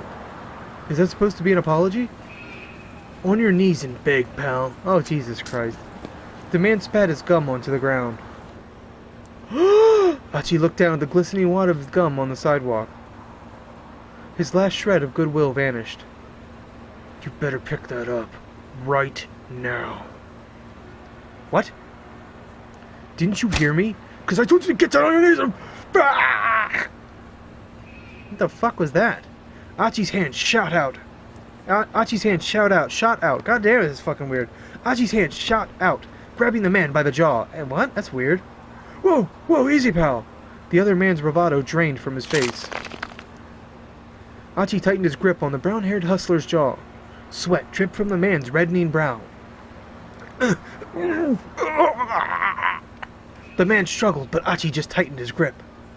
Gum's a real pain in the ass to clean up after it's gotten stuck to the street, you know? Ever stop to consider that you shit? Wait, are you? The other hustler's panicked eyes had fixed on Achi's chest. Gah! Oh crap! That shirt, man! The guy's voice was starting to break. That's Mean Clean! A guy with a Mean Clean shirt! Carrying around a trash bag! That means you're... His face went pale. Mean Clean! The other man echoed the words throughout his held-shut jaw, tears welling up in his eyes. Get it right, pal. Achi cleaned the man's... Achi clenched the man's jaw harder still. It's Mean Clean. We're sorry, man. You're Achi, right? Dude, we honestly had no idea. Come on, man. You gotta cut us some slack. The man scrambled and snatched a wad of gum off the street, stuffing it into his pants pocket. Finally, Achi let go of his companion. The brown-haired hustler's face was twisted up with fear. Tears streamed down his cheeks. What the fuck is this? Gasping out hasty apologies, the two thugs scampered off. Hey, so... I found a used condom in the trash. You wanna... A shy smile came to the girl's face. You're gonna teach me what a girl is? Oh my god, I wanna hear this. It better say vagina. What the hell is it gonna say? Ryoki Kakanuma. A second-year... Oh, I didn't actually expect her to teach me who she was. A second-year student at Midoriyama Academy's law school. These hustlers managed to corner her while she was on her way to a part-time job at a cafe. It's a popular plot in trashy e-novels for the main character to fall in love with a hustler, like these guys. But such things rarely happen in real life. Why did I read that? Thank you for saving me. No, I apologize. Huh? The girl stared in surprise. You'll run into creeps like that now and then, but don't hold it against us. Shibuya is a good town. Yeah, okay. Achi gave her a quick wave, then turned and continued on his way down Dogenzoka. I'm gonna say Dogenzaka. Dogenzaka. Not Dogen. I think it's Dogen. Achi was Shibuya born and raised. He was keenly aware of all the changes that the ward had seen since he was a kid.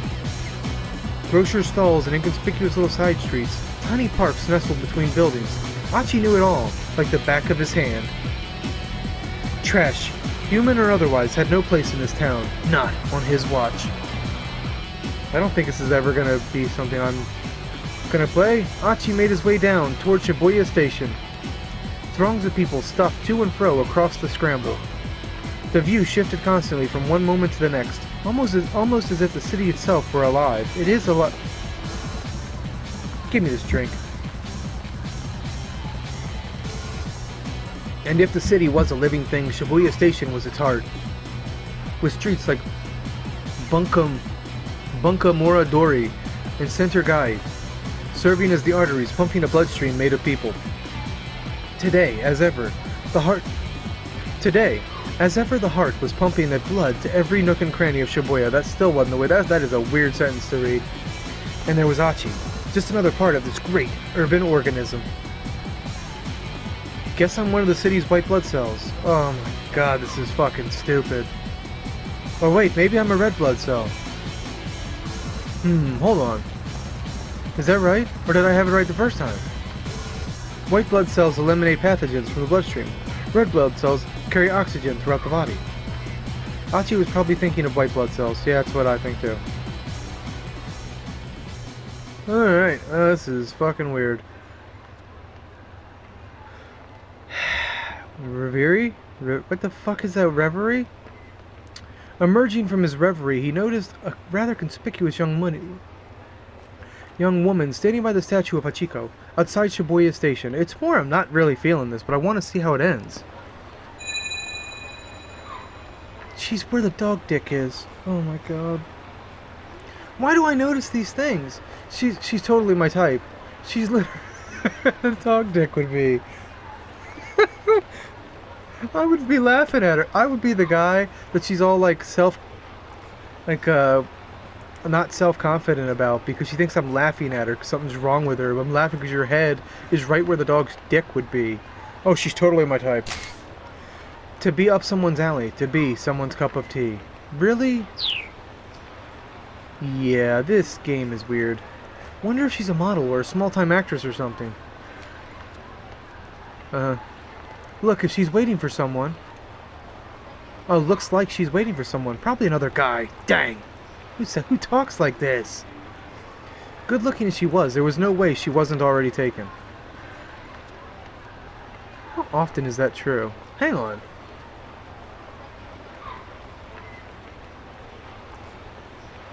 I don't want to... I'm not going to say what I'm thinking. Okay, I'm just going to keep going. What kind of guy scored a girl like that? Probably the rich-ass CEO of an IT company or something. What? Crouching down to tie off the trash bag, he continued gazing wistfully at the girl. Then he noticed something peculiar. She was carrying an attaché case, the kind a businessman might use. It was a large case and apparently so heavy that she was struggling to hold it, despite using both hands. It's 13 pounds, Japan! Jesus Christ! Now, what kind of person makes a young lady lug around something heavy like that? Yeah, we've reached we're gonna say we're trying not to approach her. I was just gonna say that, but they did it for us. Achi figured he'd better offer to carry it for her. B. But first, I gotta dump this trash. He looked around to see if there was a garbage bin nearby.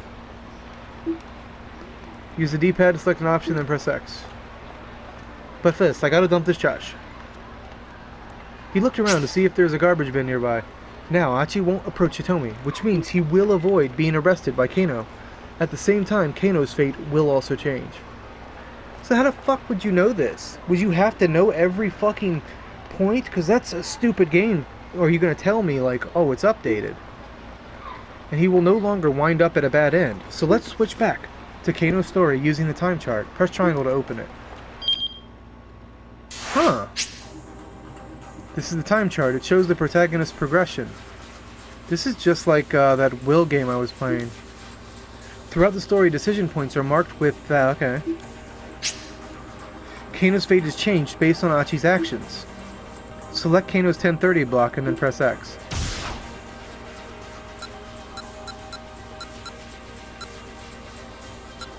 There's one here. Huh. But there's nothing marking it. Are you fucking kidding me? I mean, you have a cool idea here, but there's nothing marking it. I don't know if this is the demo or... But how would I know if I was playing this game for legit that something new has happened? Is it the... No, it's always blue. There's no way to know. You just have to know where each point interjects and where they meet. Well, actually... This is dead on the timeline. Okay. So you find the points and then you literally hit the timeline. Wow. That's weird. Okay. Let's go. I was hoping it would be like, oh, there's new stuff here, you know what I mean? But no, it doesn't do that. I suppose you could call it that. Kano gave a wry chuckle at his partner's lack of shame. There he is! Kuze's voice chirped suddenly through Kano's earpiece. The man in the black coat. He's not Japanese, looks to be in his early 30s. Previously, Achi got mixed up with Kano and the police, but now, another man has appeared instead by changing what Achi did. You've also changed Kano's story. A foreign man had emerged from the crowd, about 15 feet from where Hitomi was standing. They should have put standing. Shut up. He made his way toward her. His expression was blank. He didn't match the description Hitomi had given them, but Kano felt a jolt of nerves all the same. Maybe the kidnapper was using an accomplice to snatch the ransom payment. Alright. Sasayama raised an eyebrow. This may be our guy. This was it. Kano swallowed the lump in his throat. He bent his knees, ready for action. Blood rushed to his leg muscles, banishing the stiffness that had begun to take hold. So we got a new screenshot with the same text so far. Could this guy be creepier? Was this the culprit? It'd be cool if he's like, don't talk down to me, bitch. Perhaps. Goddamn Wilfred. The stranger took hold of the attaché case. It was him! En masse, the detectives began to close in. Let's go, Kano. On it! Sasayama and Kano leapt into action. But they never expected what happened next. With the case clutched in both arms, the man veered suddenly, running right toward them. What? And that's where you end it? Kano's story has suddenly hit a keep out. Keep out refers to a point in the story where your progress is currently stopped.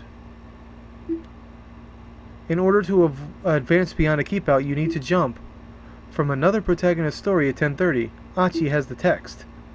Young man in a suit, set as red keywords. Checking these red keywords will allow you to jump from Achi's story point back to Kano's. This is fucking annoying. I don't know if I like this at all. Now head back to Achi's story and keep an eye out for that. Key phrase. It actually didn't. I was gonna not do it and see what it did. Because you have to hit triangle. Try following the story from Achi at 10:30. Approach the girl.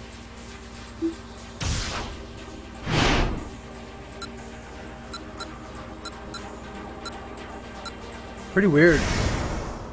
It's kind of annoying. I guess it'd have a lot of gameplay possibilities, but I thought this would be more like a lot of movies and stuff, like Late Shift or whatever. Now we go to A. No, I think we still do this, but now we can actually see where he goes. Okay.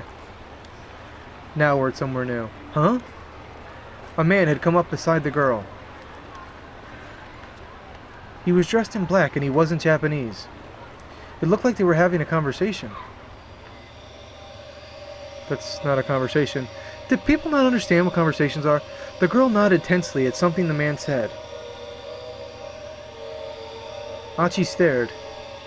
Kind of like a creeper, like you don't even know this bitch. Something tells me that's not her boyfriend. The girl handed the attaché case over to the man. He took a hold of it with his right hand and began walking briskly away. Oh, Jesus Christ, it scared the crap out of me. I didn't know it'd vibrate. Jeez, okay, whoa. A nearby homeless man suddenly leapt over Achi and broke into a run, as if he'd been waiting for this very moment. Yuji Sasayama, detective of the Shibuya precinct, known as the cosplay detective, due to the strange outfits he wears on the while on stakeouts. He's partnered with Shinya Kano for the kidnapping investigation.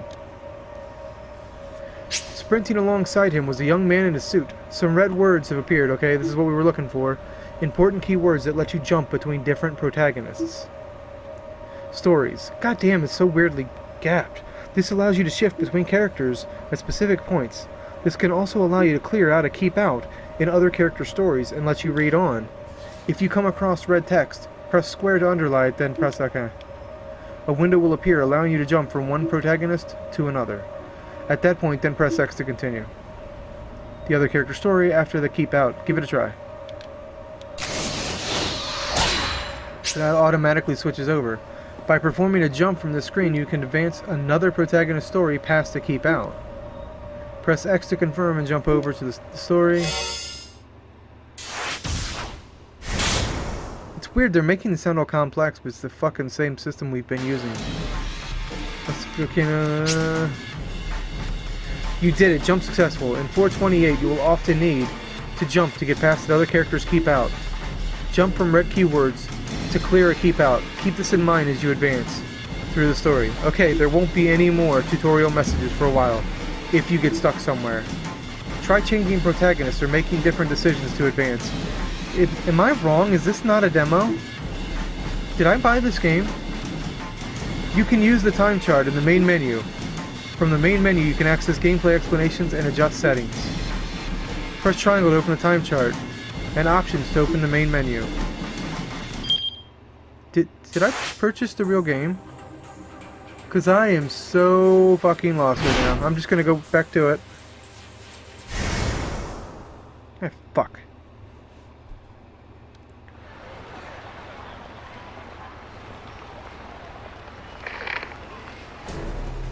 I'm not reading until we're obviously where we were. This is fucking weird. I thought it was a demo. I still think it might be. Is this fucking really a demo? When I was growing up, demos were like 15 fucking minutes long. That's if you got a long one. God damn it.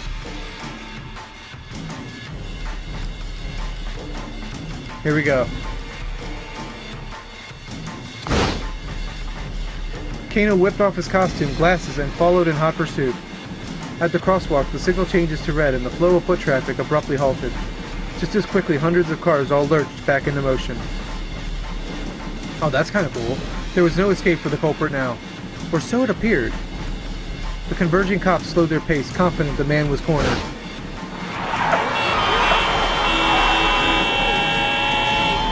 Then the foreigner barreled straight into the intersection, dodging between the oncoming cars without any hesitation. The mob of detectives came to a halt, not eager to rush to their deaths along with him. Kano, however, remained in hot pursuit, charging into the traffic at the crossing. Kano, are you crazy? Come back! Kano heard Sasayama shouting, but his feet kept carrying him onward. Oh my god, who got hit? That sounded like somebody got hit! With shouts and sirens echoing all around him, Kano closed in on the foreigner.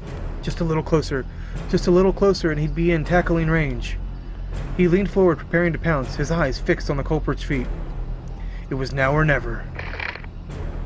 Kano, back off! Don't take him down! It was Kuze shouting through Kano's earpiece. Huh? Kano hesitated in surprise. Had he really just been ordered not to apprehend the criminal? Let him go for now. The real purpose someplace else. Purpose police jargon for the perpetrator. Here, Kuze is referring to the fact that the principal offender in the case must be elsewhere. That is real annoying. What had happened to the plan? He'd been told that all personnel were to secure the area ASAP. Didn't HQ want them to catch the perpetrator? Arrest team, stay on the foreigner's tail. Police team dedicated exclusively to the task of apprehending the criminal. While the kidnapping case is in progress, the roles of officers involved are differently designated, or carefully designated, so that every officer is ready to take immediate action as the situation develops. Typically, tried and true veteran officers, MPD officers, are put in charge of teams for breaking into buildings or apprehending the suspect. Forensics team get busy cross-referencing photos. Team deployed by the MPD to handle the actual tests and techniques of the on-scene investigation, such as collecting and comparing fingerprints and analyzing photos of suspects.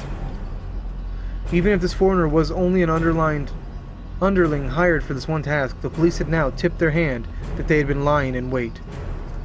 If they didn't lock things down now and get more info on the kidnapper, a girl's life might be at stake. Kano recalled another maxim from his Dick diary. Dick Dictum number 12. Always assume a worst-case scenario. If Kuze had told them to let this guy go, that implied he was counting on the team that was now in position. But if the crook had planted a way to break through the police dragnet and escape with the ransom, and he succeeded, what was the right call here?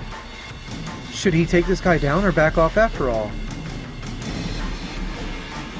Letting the perp escape now is too big of a risk. He had to catch this guy. Let the officers chase after the guy. Kano had his own job to do.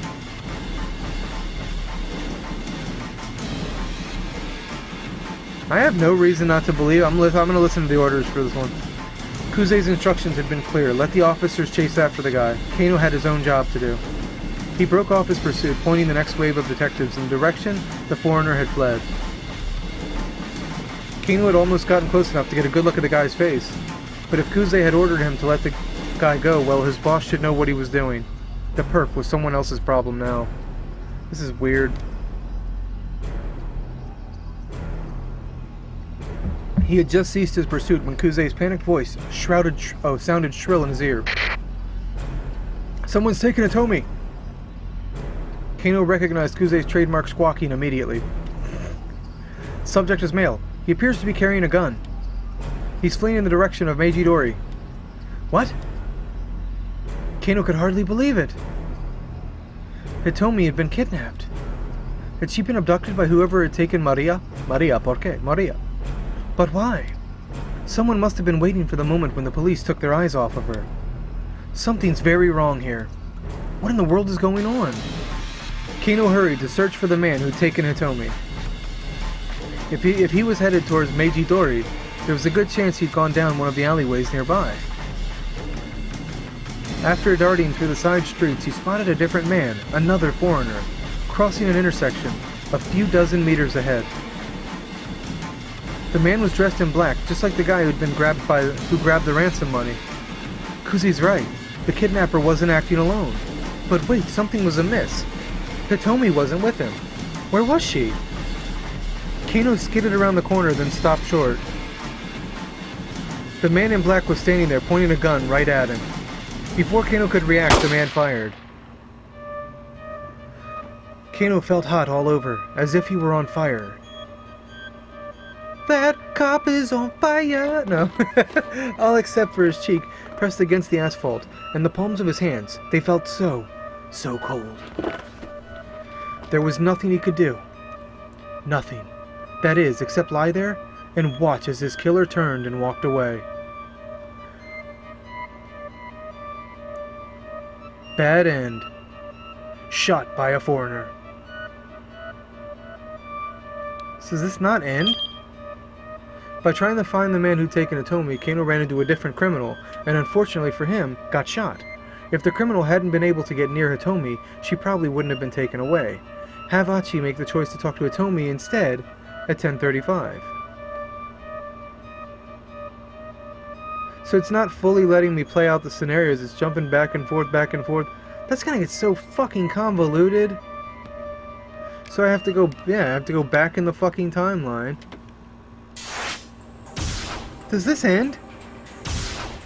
I gotta look, do I own this game? Am I an idiot? Hang on. Alright, before anyone says anything, I looked. I don't own this game. $49.99, so... Alright. Go back here to 10:35.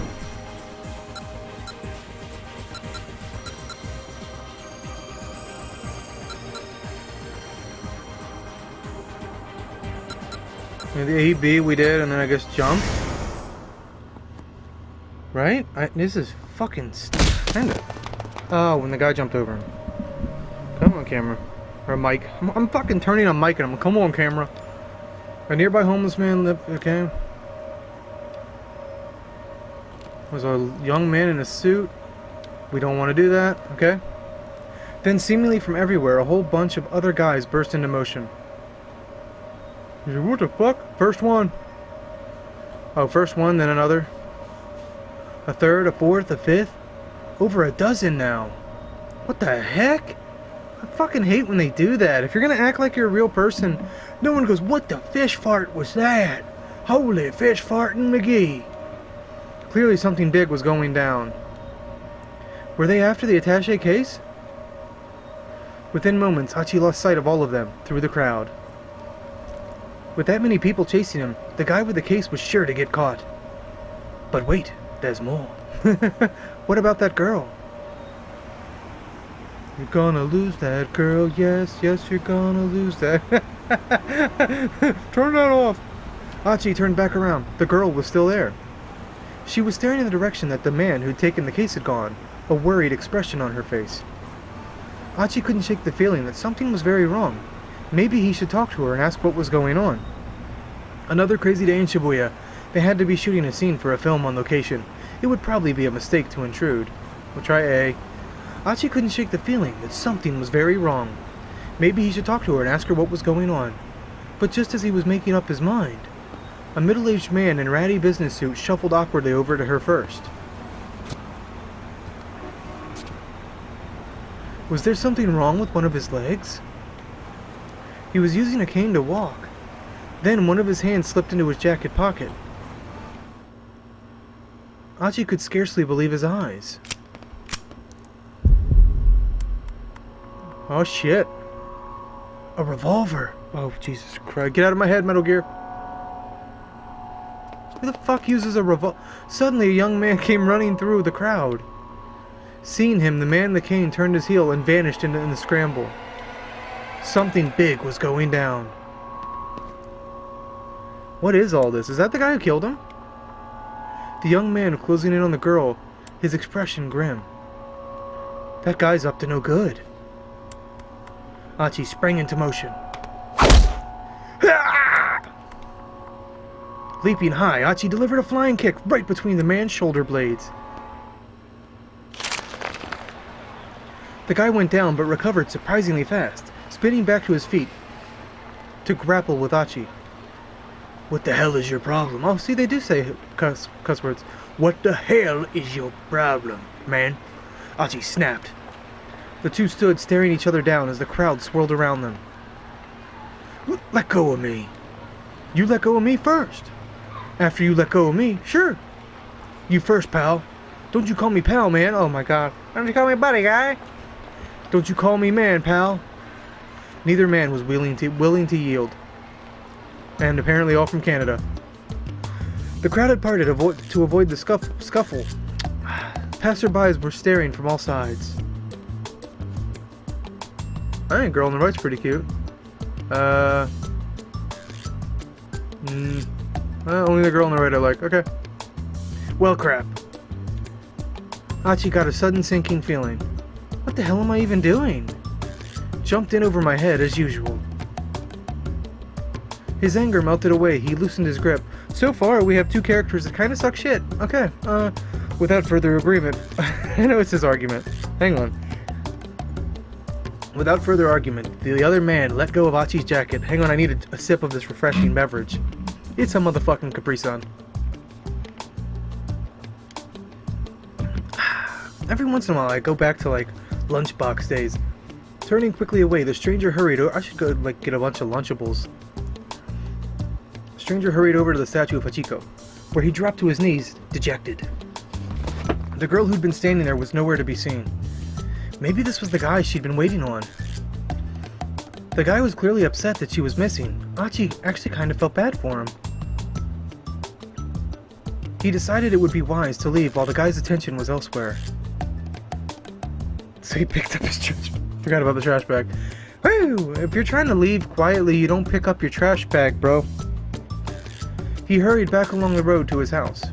The wind had gone out of his sails, and he didn't feel much like cleaning up trash anymore.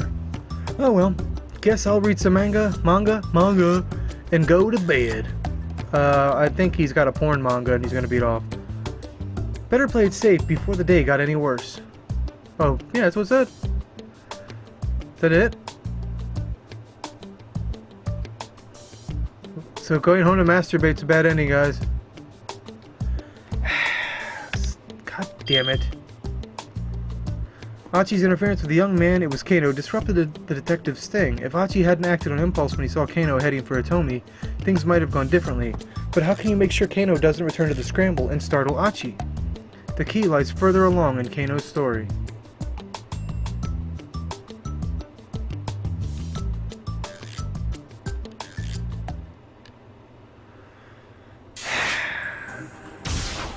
So now they want me to go back into Kano's story and not follow.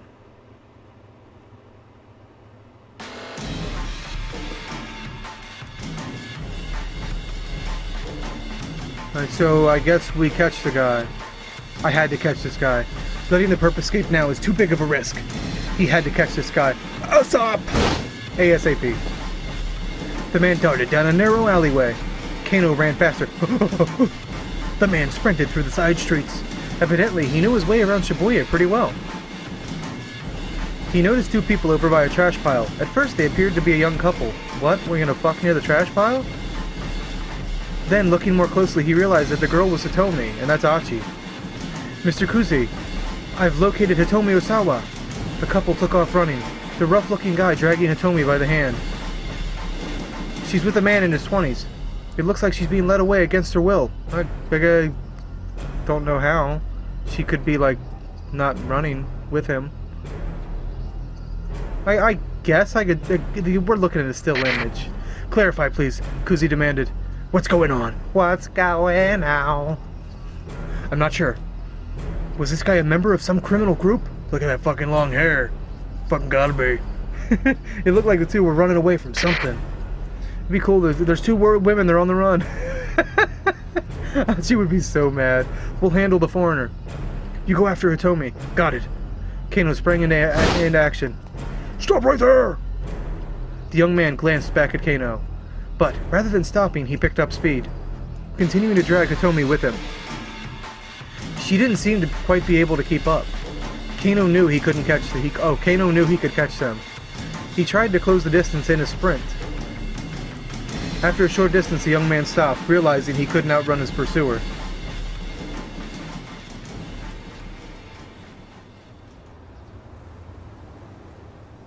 She's cutie on the poster, too. Aya Kamiki. Huh. Shielding Hitomi behind him, he glowered at Kano. Glowered? Glower? I don't fucking know. Why did you run off? Kano demanded. Because you were chasing us, idiot. A blatant lie. I know he didn't say that, but shut up. People don't just bolt like that without good reason. I do. Oh my god, what the fuck is it? Oh, he didn't stop short. The young tough. The young tough started edging away, keeping Hitomi behind him. Kano followed. Look, just let the girl go. The guy glanced back at Hitomi. She shook her head fearfully. Maybe the troublemaker had warned her to keep her mouth shut. You've got this, Kano. Just don't let them out of your sight. Go! A sudden blow to the top of his head left him staggering. His eyes spun as he reeled with vertigo. There was a flapping sound and a vague black shape wheeled above him. Was that a crow? Really, dumbass? It's your dick book. Why, am I being hung upside down or something? What the fuck is going on? It was the last thing Kano saw before his vision went dark. What, am I just dead now? What? Oh, come on! Was that a crow?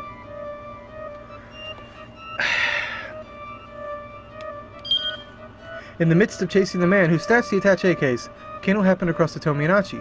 While confronting them, he suffered a blow to the head and was knocked out cold, but Achi only came this way because he thought it would be the quickest way to escape with Hitomi. If he'd gone for the police box instead, things might have gone differently. The key is what he does at 10:35. So now we go back to Achi. This is fucking strange.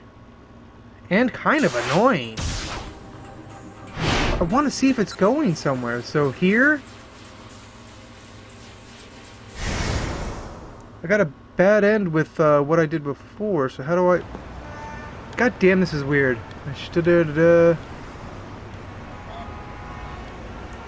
Okay, I will give this thing credit. What?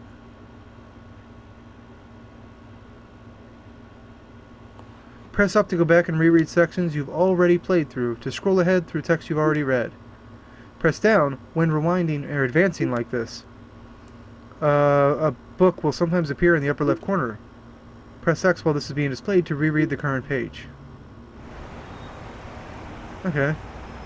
What I was noticing is, you see how it's grayed out? That's a really cool thing. So that's kind of fair.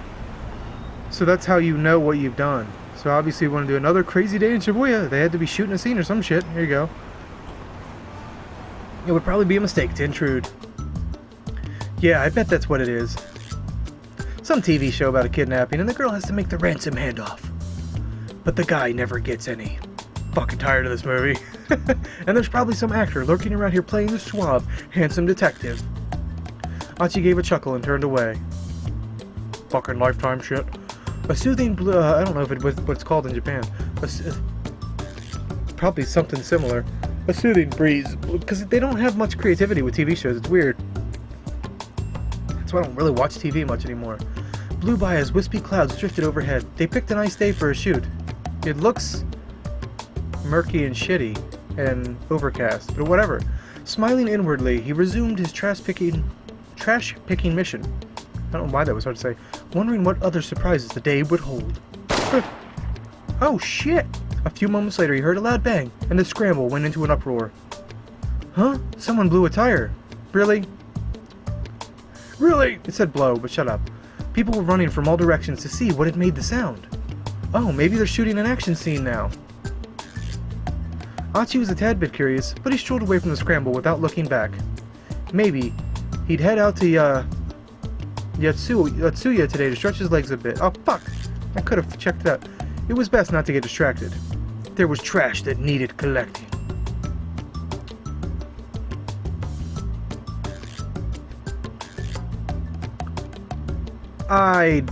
Your future's garbage. Hachi decided to go collecting trash because he decided the commotion was just a TV shoot in progress. He'll probably have an uneventful day, which is all well and good for him, but the girl was actually in danger, as he'd have discovered if he'd investigated further. He missed his chance to help her out, and the chance to crush that puss. I wish it would say stuff like that. No one ever has fun with this. Like, get the... Okay? Fucking kidding me? Why does it give me the end? Oh look, there's 10:35 now. Why was it 10:30 and now it's 10:35? What? Alright, well that's gonna be weird to understand. This may be one when it goes on discount I may check it out, but if, and this is only if we keep our save, I'm gonna upload this motherfucker when we're done. If it keeps this save, and I don't have to do all this shit again, and I can play the demo, or it takes the demo save and uses it, deal. But if I get the game and it's like we gotta restart, it's gonna be a long time before I play it. Cause seriously, I already got games I could play from scratch. Danganronpa and other things. I don't feel like fucking going back through and replaying, you know what I mean? Within moments, Achi lost sight of them, all through the crowd. With that many people chasing him, the guy with the case was sure to get caught. But wait, what about that girl? What? No, get out! You always freak out. I don't want you in here. Get out! Get out! Go be a dog. Go be a dog. Achi turned back around. The girl was still there. She was staring in the direction that the man who had taken the case. Yeah, we heard that. Achi couldn't shake the feeling that he couldn't tappy tap tap. So, this one, and we gotta find a different way to run, which is gonna help us. And we've already read this, so a little weird and repetitive. Already in the beginning of the game, that's not a well-made demo, buddy.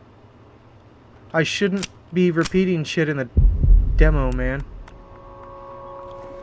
It's an interesting idea. I'll give him credit. This is an interesting idea. It's definitely not what I thought it was. Huh? I don't remember this. With a single fluid motion, the man lifted up the gun and pointed in the girl's direction. He was aiming right for her head. Huh? The girl had noticed the man with the cane now. Seeing the gun pointed right at her, she froze in fear. Achi didn't hesitate. Breaking into a full run, he tackled the gunman with all his might. That was kind of cool. Caught off guard. Misspelling. The man sprawled to the pavement. But the would-be assassin kept hold of his weapon and quickly scrambled back. Scrabbled? What? Quickly played Scrabble? What the fuck? Hang on, I gotta look this up. So I'm like picturing like rolling some dice and playing a game. What the fuck is... That's an actual verb? What the fuck is it? Hold on.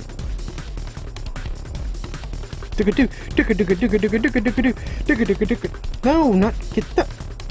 No, stop that, Google. Stop it. What is Scrabbled? Search. Scrabble. Past tense, scrabbled, blah blah blah, okay. Scratch or grope around with one's finger to find.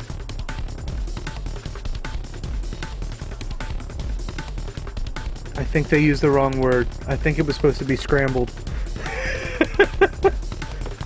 Okay. Let's go. Achi knew he had to act fast. He grabbed the ashen-faced girl by the arm and attempted to drag her away. This way, he shouted. She just stared at him, uncomprehending, trembling like a startled animal. Come on, run! Finally, the girl snapped out of her daze and gave a fearful nod. Right. Hardcore drinking. Capri Sun.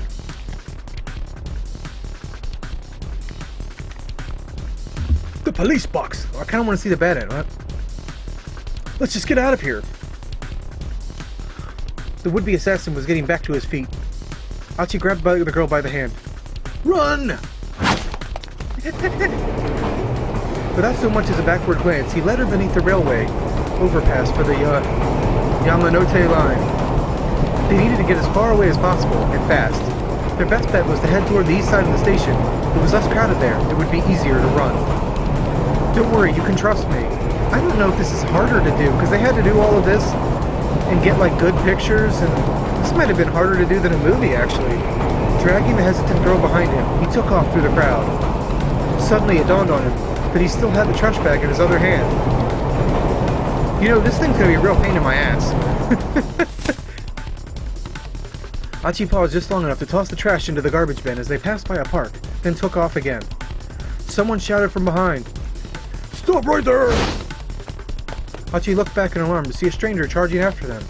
It was one of the guys from the crowd who had run back and who had run after the attaché case snatcher. You gotta be kidding me! Now he's chasing us? Whoever he was young and fit and gaining fast.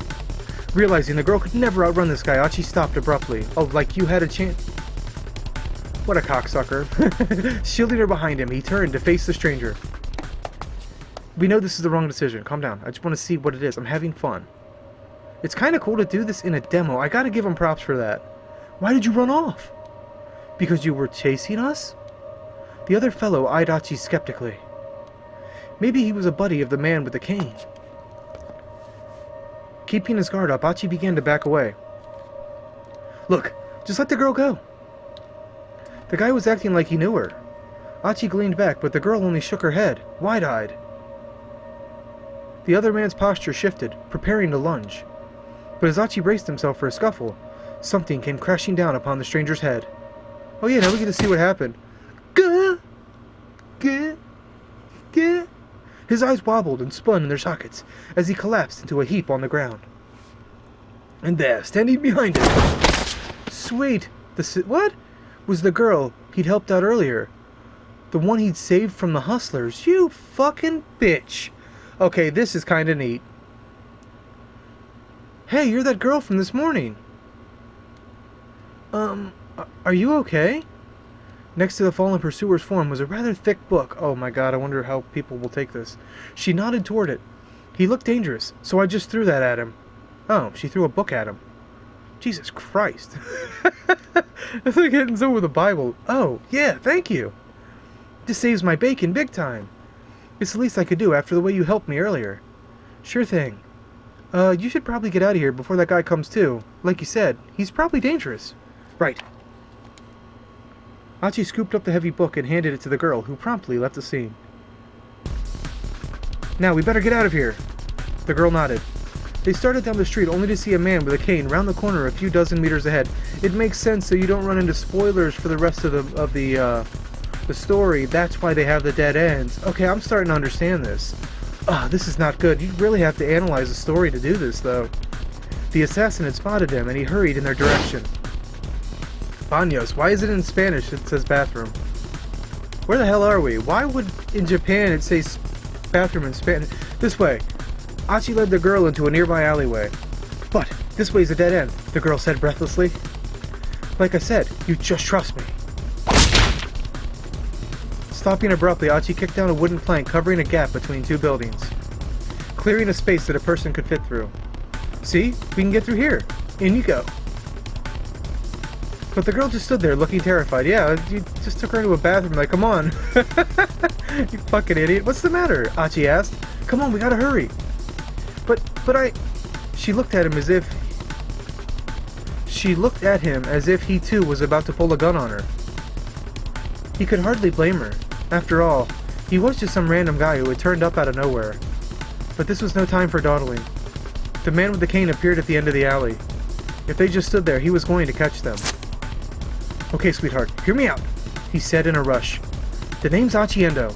I live in the neighborhood, and I'm not the kind of guy to stand idly when a girl is being chased by some killer. So please just trust me, and I'll do my best to keep you safe. Oh, come on, Burp, go away. He hoped the look in his eyes could convince her that he was being on the level.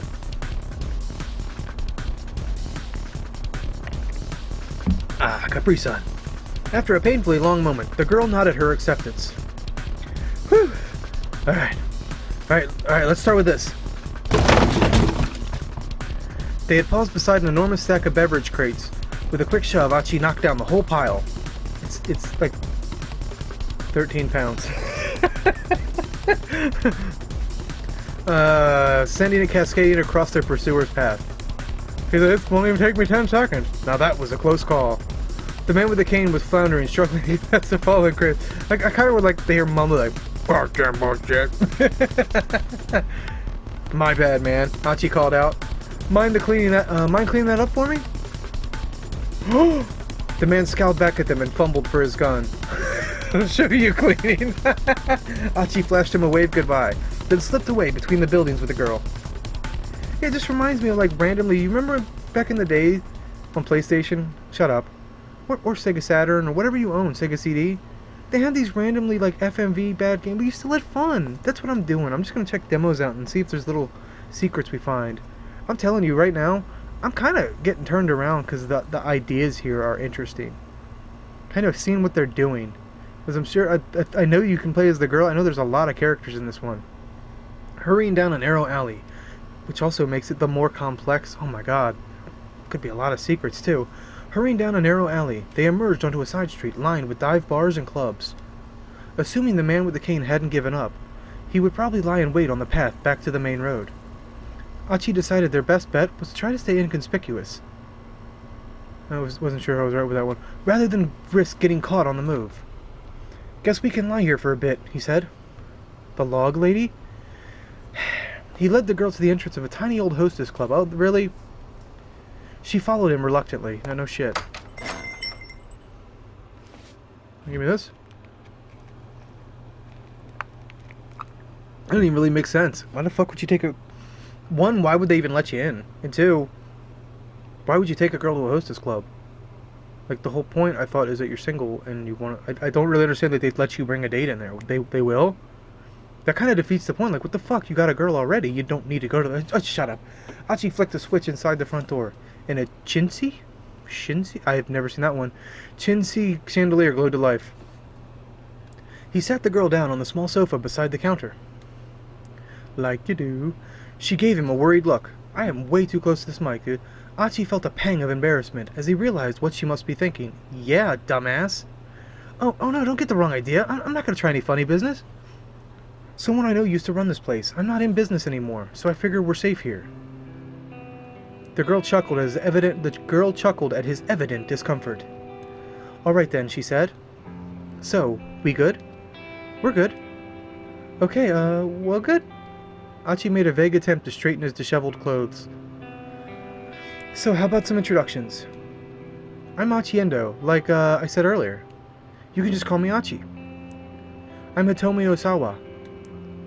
You can call me Hitomi, I guess. With each new word out of Hitomi's mouth, Achi felt his heart sing.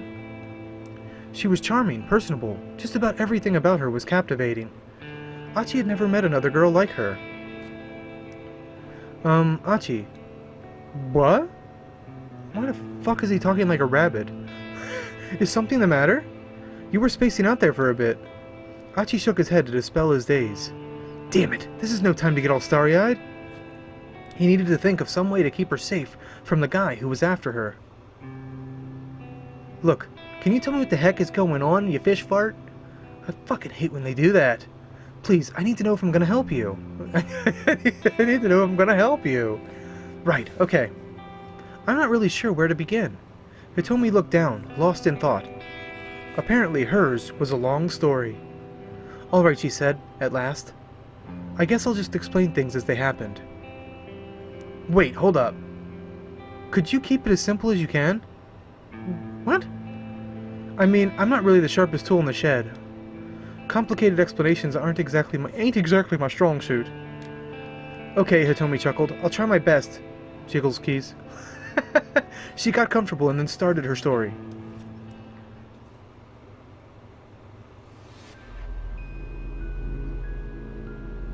I like that. I like this. That's pretty good. I like the atmosphere this is providing here. So last night, somebody abducted my sister. The kidnapper demanded that I make the ransom handoff personally. He told me to stand by the statue of Hachiko in Shibuya at 10 o'clock in the morning to make the exchange. So I did. And this man came by and took the attache... it's not on auto-read. Shut up. Well, I'm sorry. Hold up a sec. Okay, he didn't get it, too. That's actually on purpose. Achi had suddenly lost the thread of the conversation. Really? Lost the thread? At times, you can press up to go back and reread what you've already seen. Okay, that's kind of cool. You can also press down to quickly scroll back through selections you've already read. A marker will appear in the upper left corner of the screen while you're paging back and forth like this. Jesus Christ, okay. So last night somebody abducted... This is kind of neat, dude. So last night somebody abducted my sister. They kidnapped her, demanded that I was like, ransom and head off firstly. He told me to stand on the statue of Chico Ojibwe. Was she really doing that at 10 o'clock in the morning? Or is he just so stupid it seemed like she was doing that? So I did, and this man came by and took the attaché case with the money. And then afterwards, that other guy with the cane turned up and pointed his gun at me and... Could you say that again, but like simpler?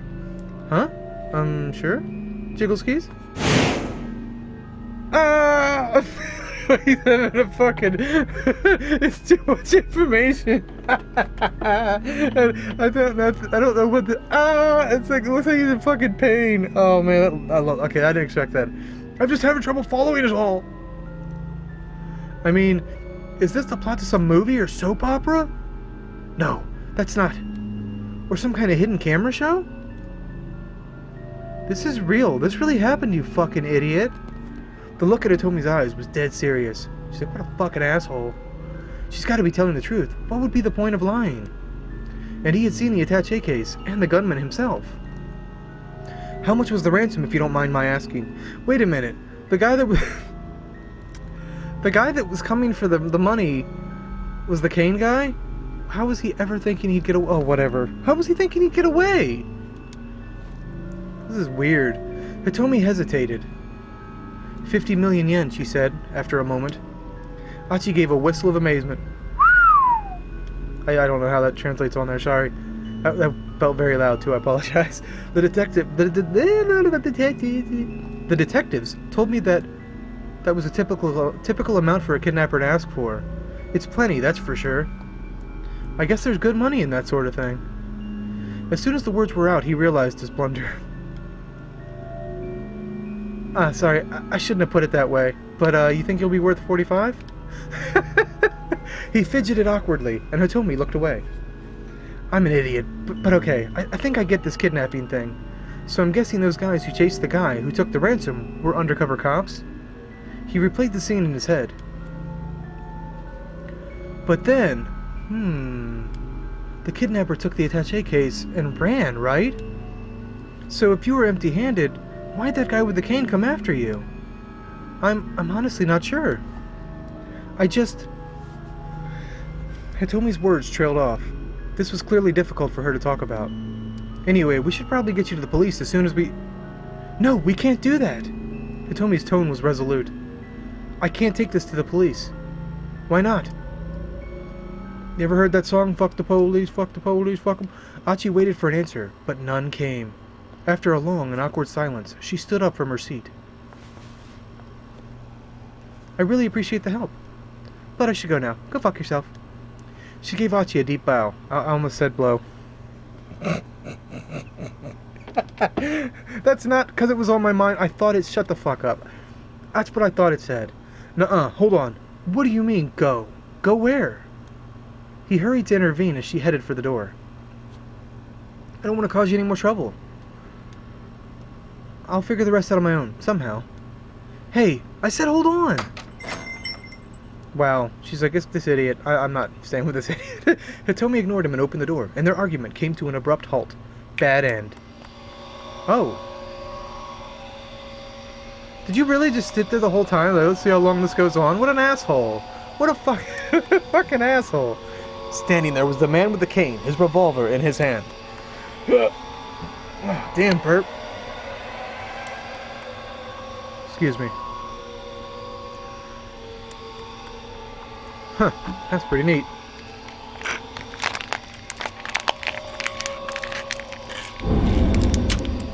To be continued. We actually finished it. Let me hit this real quick. And like he's cute or something, there's a fucking puppy dog in the door. What are you doing? In a minute. Achiendo's 10. Story ends here. However, Kano's story is still stuck. At a bad end. This is due to one of Achi's decisions.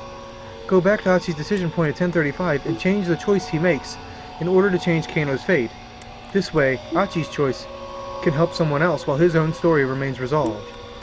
The key to getting all the characters through to the end is to go back and change choices for characters that have already made it through the current story.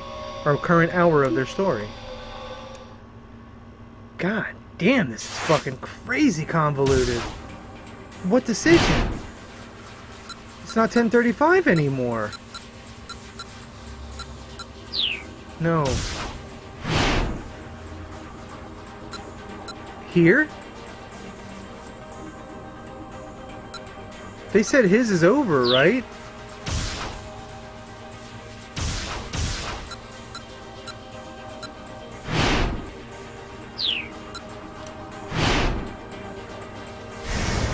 I think this is where they said I need to change?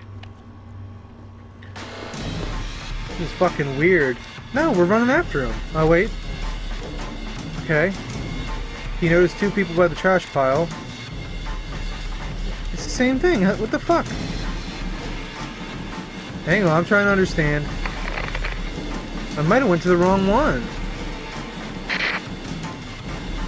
Is this it? Hold up. I really hope you don't think I should do this over again, because that'd be really stupid.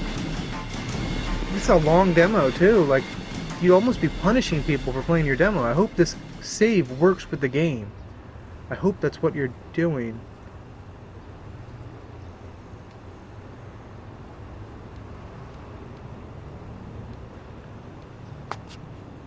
Okay.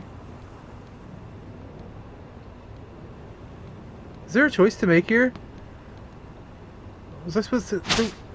I don't understand. Yeah, this wasn't where to go. Where the fuck would... I just read it!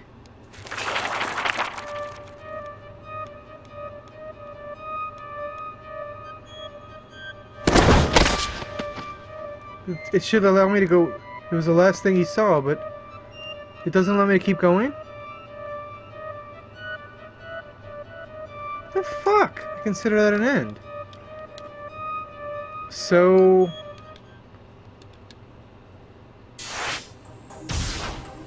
You had one at 10:35. So if I don't know the right times to change things... Yeah, you had one at 10:35 that we could have done differently. We knew the way we were supposed to go, we went the other. I think this is what I gotta do. Alright, hang on. This is fucking weird. Alright, so...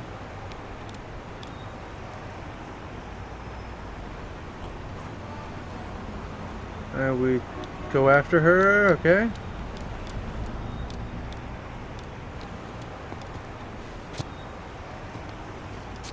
Okay.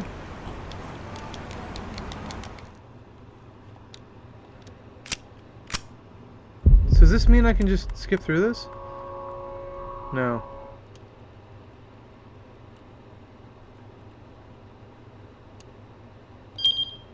What? Oh, okay, cool. It does do what I think it did. So we did let's just get out of here. This is the right way they want us to go. Okay. So you can. You don't have to rewatch everything. You can shuffle through. Okay. There's some cool stuff in here. There's some cool stuff in here. It's really hard to take it all in, though. Still pulling the girl by the hand. Achi headed for the police box outside the train station. But it was empty. There was always policemen stuffing these things. Why did it have to be unmanned now? Achi flashed a worried glance behind him and saw the assassin in pursuit, like a man possessed. Yikes, this is not good. There was nothing they could do but run. With the frightened girl in tow, Achi ran beneath the JR Yamanote Line railway overpass. A railway loop line that services the Tokyo metropolis. Typically, the morning rush is quite intense, with a stretch from Ueno Station to Okachimachi Station, sometimes crowded as high as 216% capacity, roughly 300 people riding in a space designed for 143 passengers. Unrelated to the Yamate Line, the subway that operates in the city of Kobe. Kobe? I have no idea. Reading that's just making me more confused. Don't worry, just trust me, he told her. But first... They sped past a convenient... Oh, okay, he gave him the bag of trash. They sped past a convenience store where an employee was cleaning up the sidewalk. Oh no, I thought she was like gonna slam him with the bag for a second. Here, take this, will ya? Achi tossed over the bag of trash. Oh, he did. He did give him the bag. Okay. Huh? What the fuck? Fuck you! This way! They slip through the crowd into a nearby back alley. I don't know why this Japanese guy can read Spanish. But this way's a dead end, the girl said breathlessly. That's not what that sign said. Like I said, just trust me. Stopping abruptly, Archie kicked down a wooden plank, covering a gap between two buildings, clearing a space that a person could fit through. See, we can get through here. No. Alright, what's the matter? Come on, we gotta hurry. Blah, blah, blah, blah. She looked at it, she could shit a little. Hardly blame her.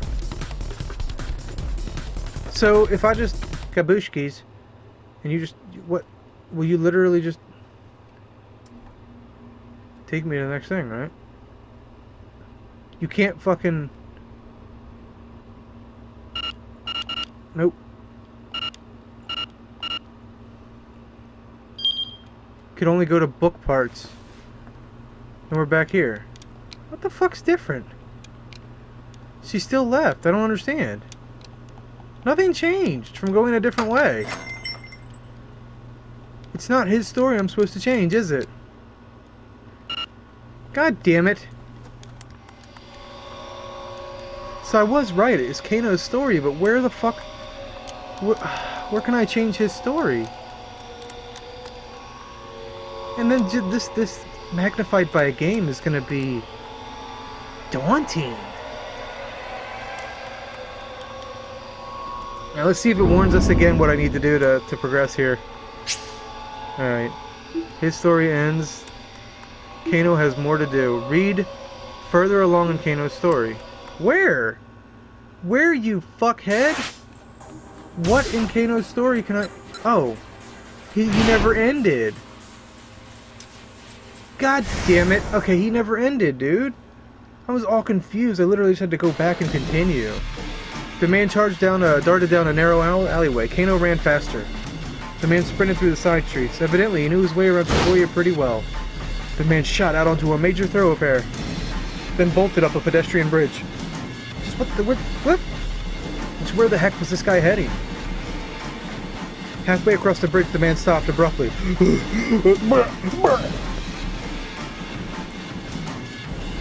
Cautious, Kano stopped as well. Oh, this guy looks insane. I like it. Height, roughly 190 centimeters. Age, 30s. Hair, dark brown. Clothing, all black. Oh, for fuck's sake. A moment later, the man flashed a triumphant sneer as he held up the attaché case. Before Kano could even yell stop, it was already too late. The man threw the attaché case down to the roadway below. No! No! Panicking, Kano peered over the railing. A man on the motorcycle was waiting beneath the bridge. I've been had. They tricked him. Kano bit his lip hard. Damn it! Kano sprinted back down the bridge. Hearing the bike's engine roar to life, he had to make it in time. He didn't make it in time. Descending the stairs, 4 at a time, he leapt toward the railway, but the bike spread out onto the reach. Spread out of reach. What is that, Halo? And roared away in the direction of Yoyogi, leaving Kano in its dust. Looking back up at the overpass, he saw the man who had... Did I say overpassed? Looking back up at the overpass, he saw the man who'd thrown the attaché case running away. I was gonna say, you had at least one lead. Why would you go back down for the money? He handed the money off to someone else. You should have got the guy. You could have then gotten a lead. It's better than the nothing he's got now. He's currently on a motorcycle heading towards Yoyogi. I'll report to Kuze complete. His report to Kuze complete. Kano slumped down in dismay. The cops had played right into the criminals' hands. Now the crooks were getting away and the people's lives were in danger. Was there any greater failure for a policeman? Staring off into the distance where the man who had thrown the case had disappeared, Kano gritted his teeth. Wow, thanks for making me see this game. This isn't really motivating me to finish, but okay. I will admit better than I gave it credit. And fucking way longer, but I also did drag on some parts, but goddamn. If you finish reading both character stories for the hour of 10, in 428 you'll make your way through all the protagonists' stories in a parallel like this. Once everyone has reached the end of a given hour, the next hour can begin. Okay. So they have to reach the end. So it's literally, it actually is a gameplay. It's not actually something you can miss. Okay. What the fuck was that bear? What? Can we drop the pleasantries? Sir, this is a waste of time. None of these things were said. I've got work for you. None of this was said. It's like totally bogus. What?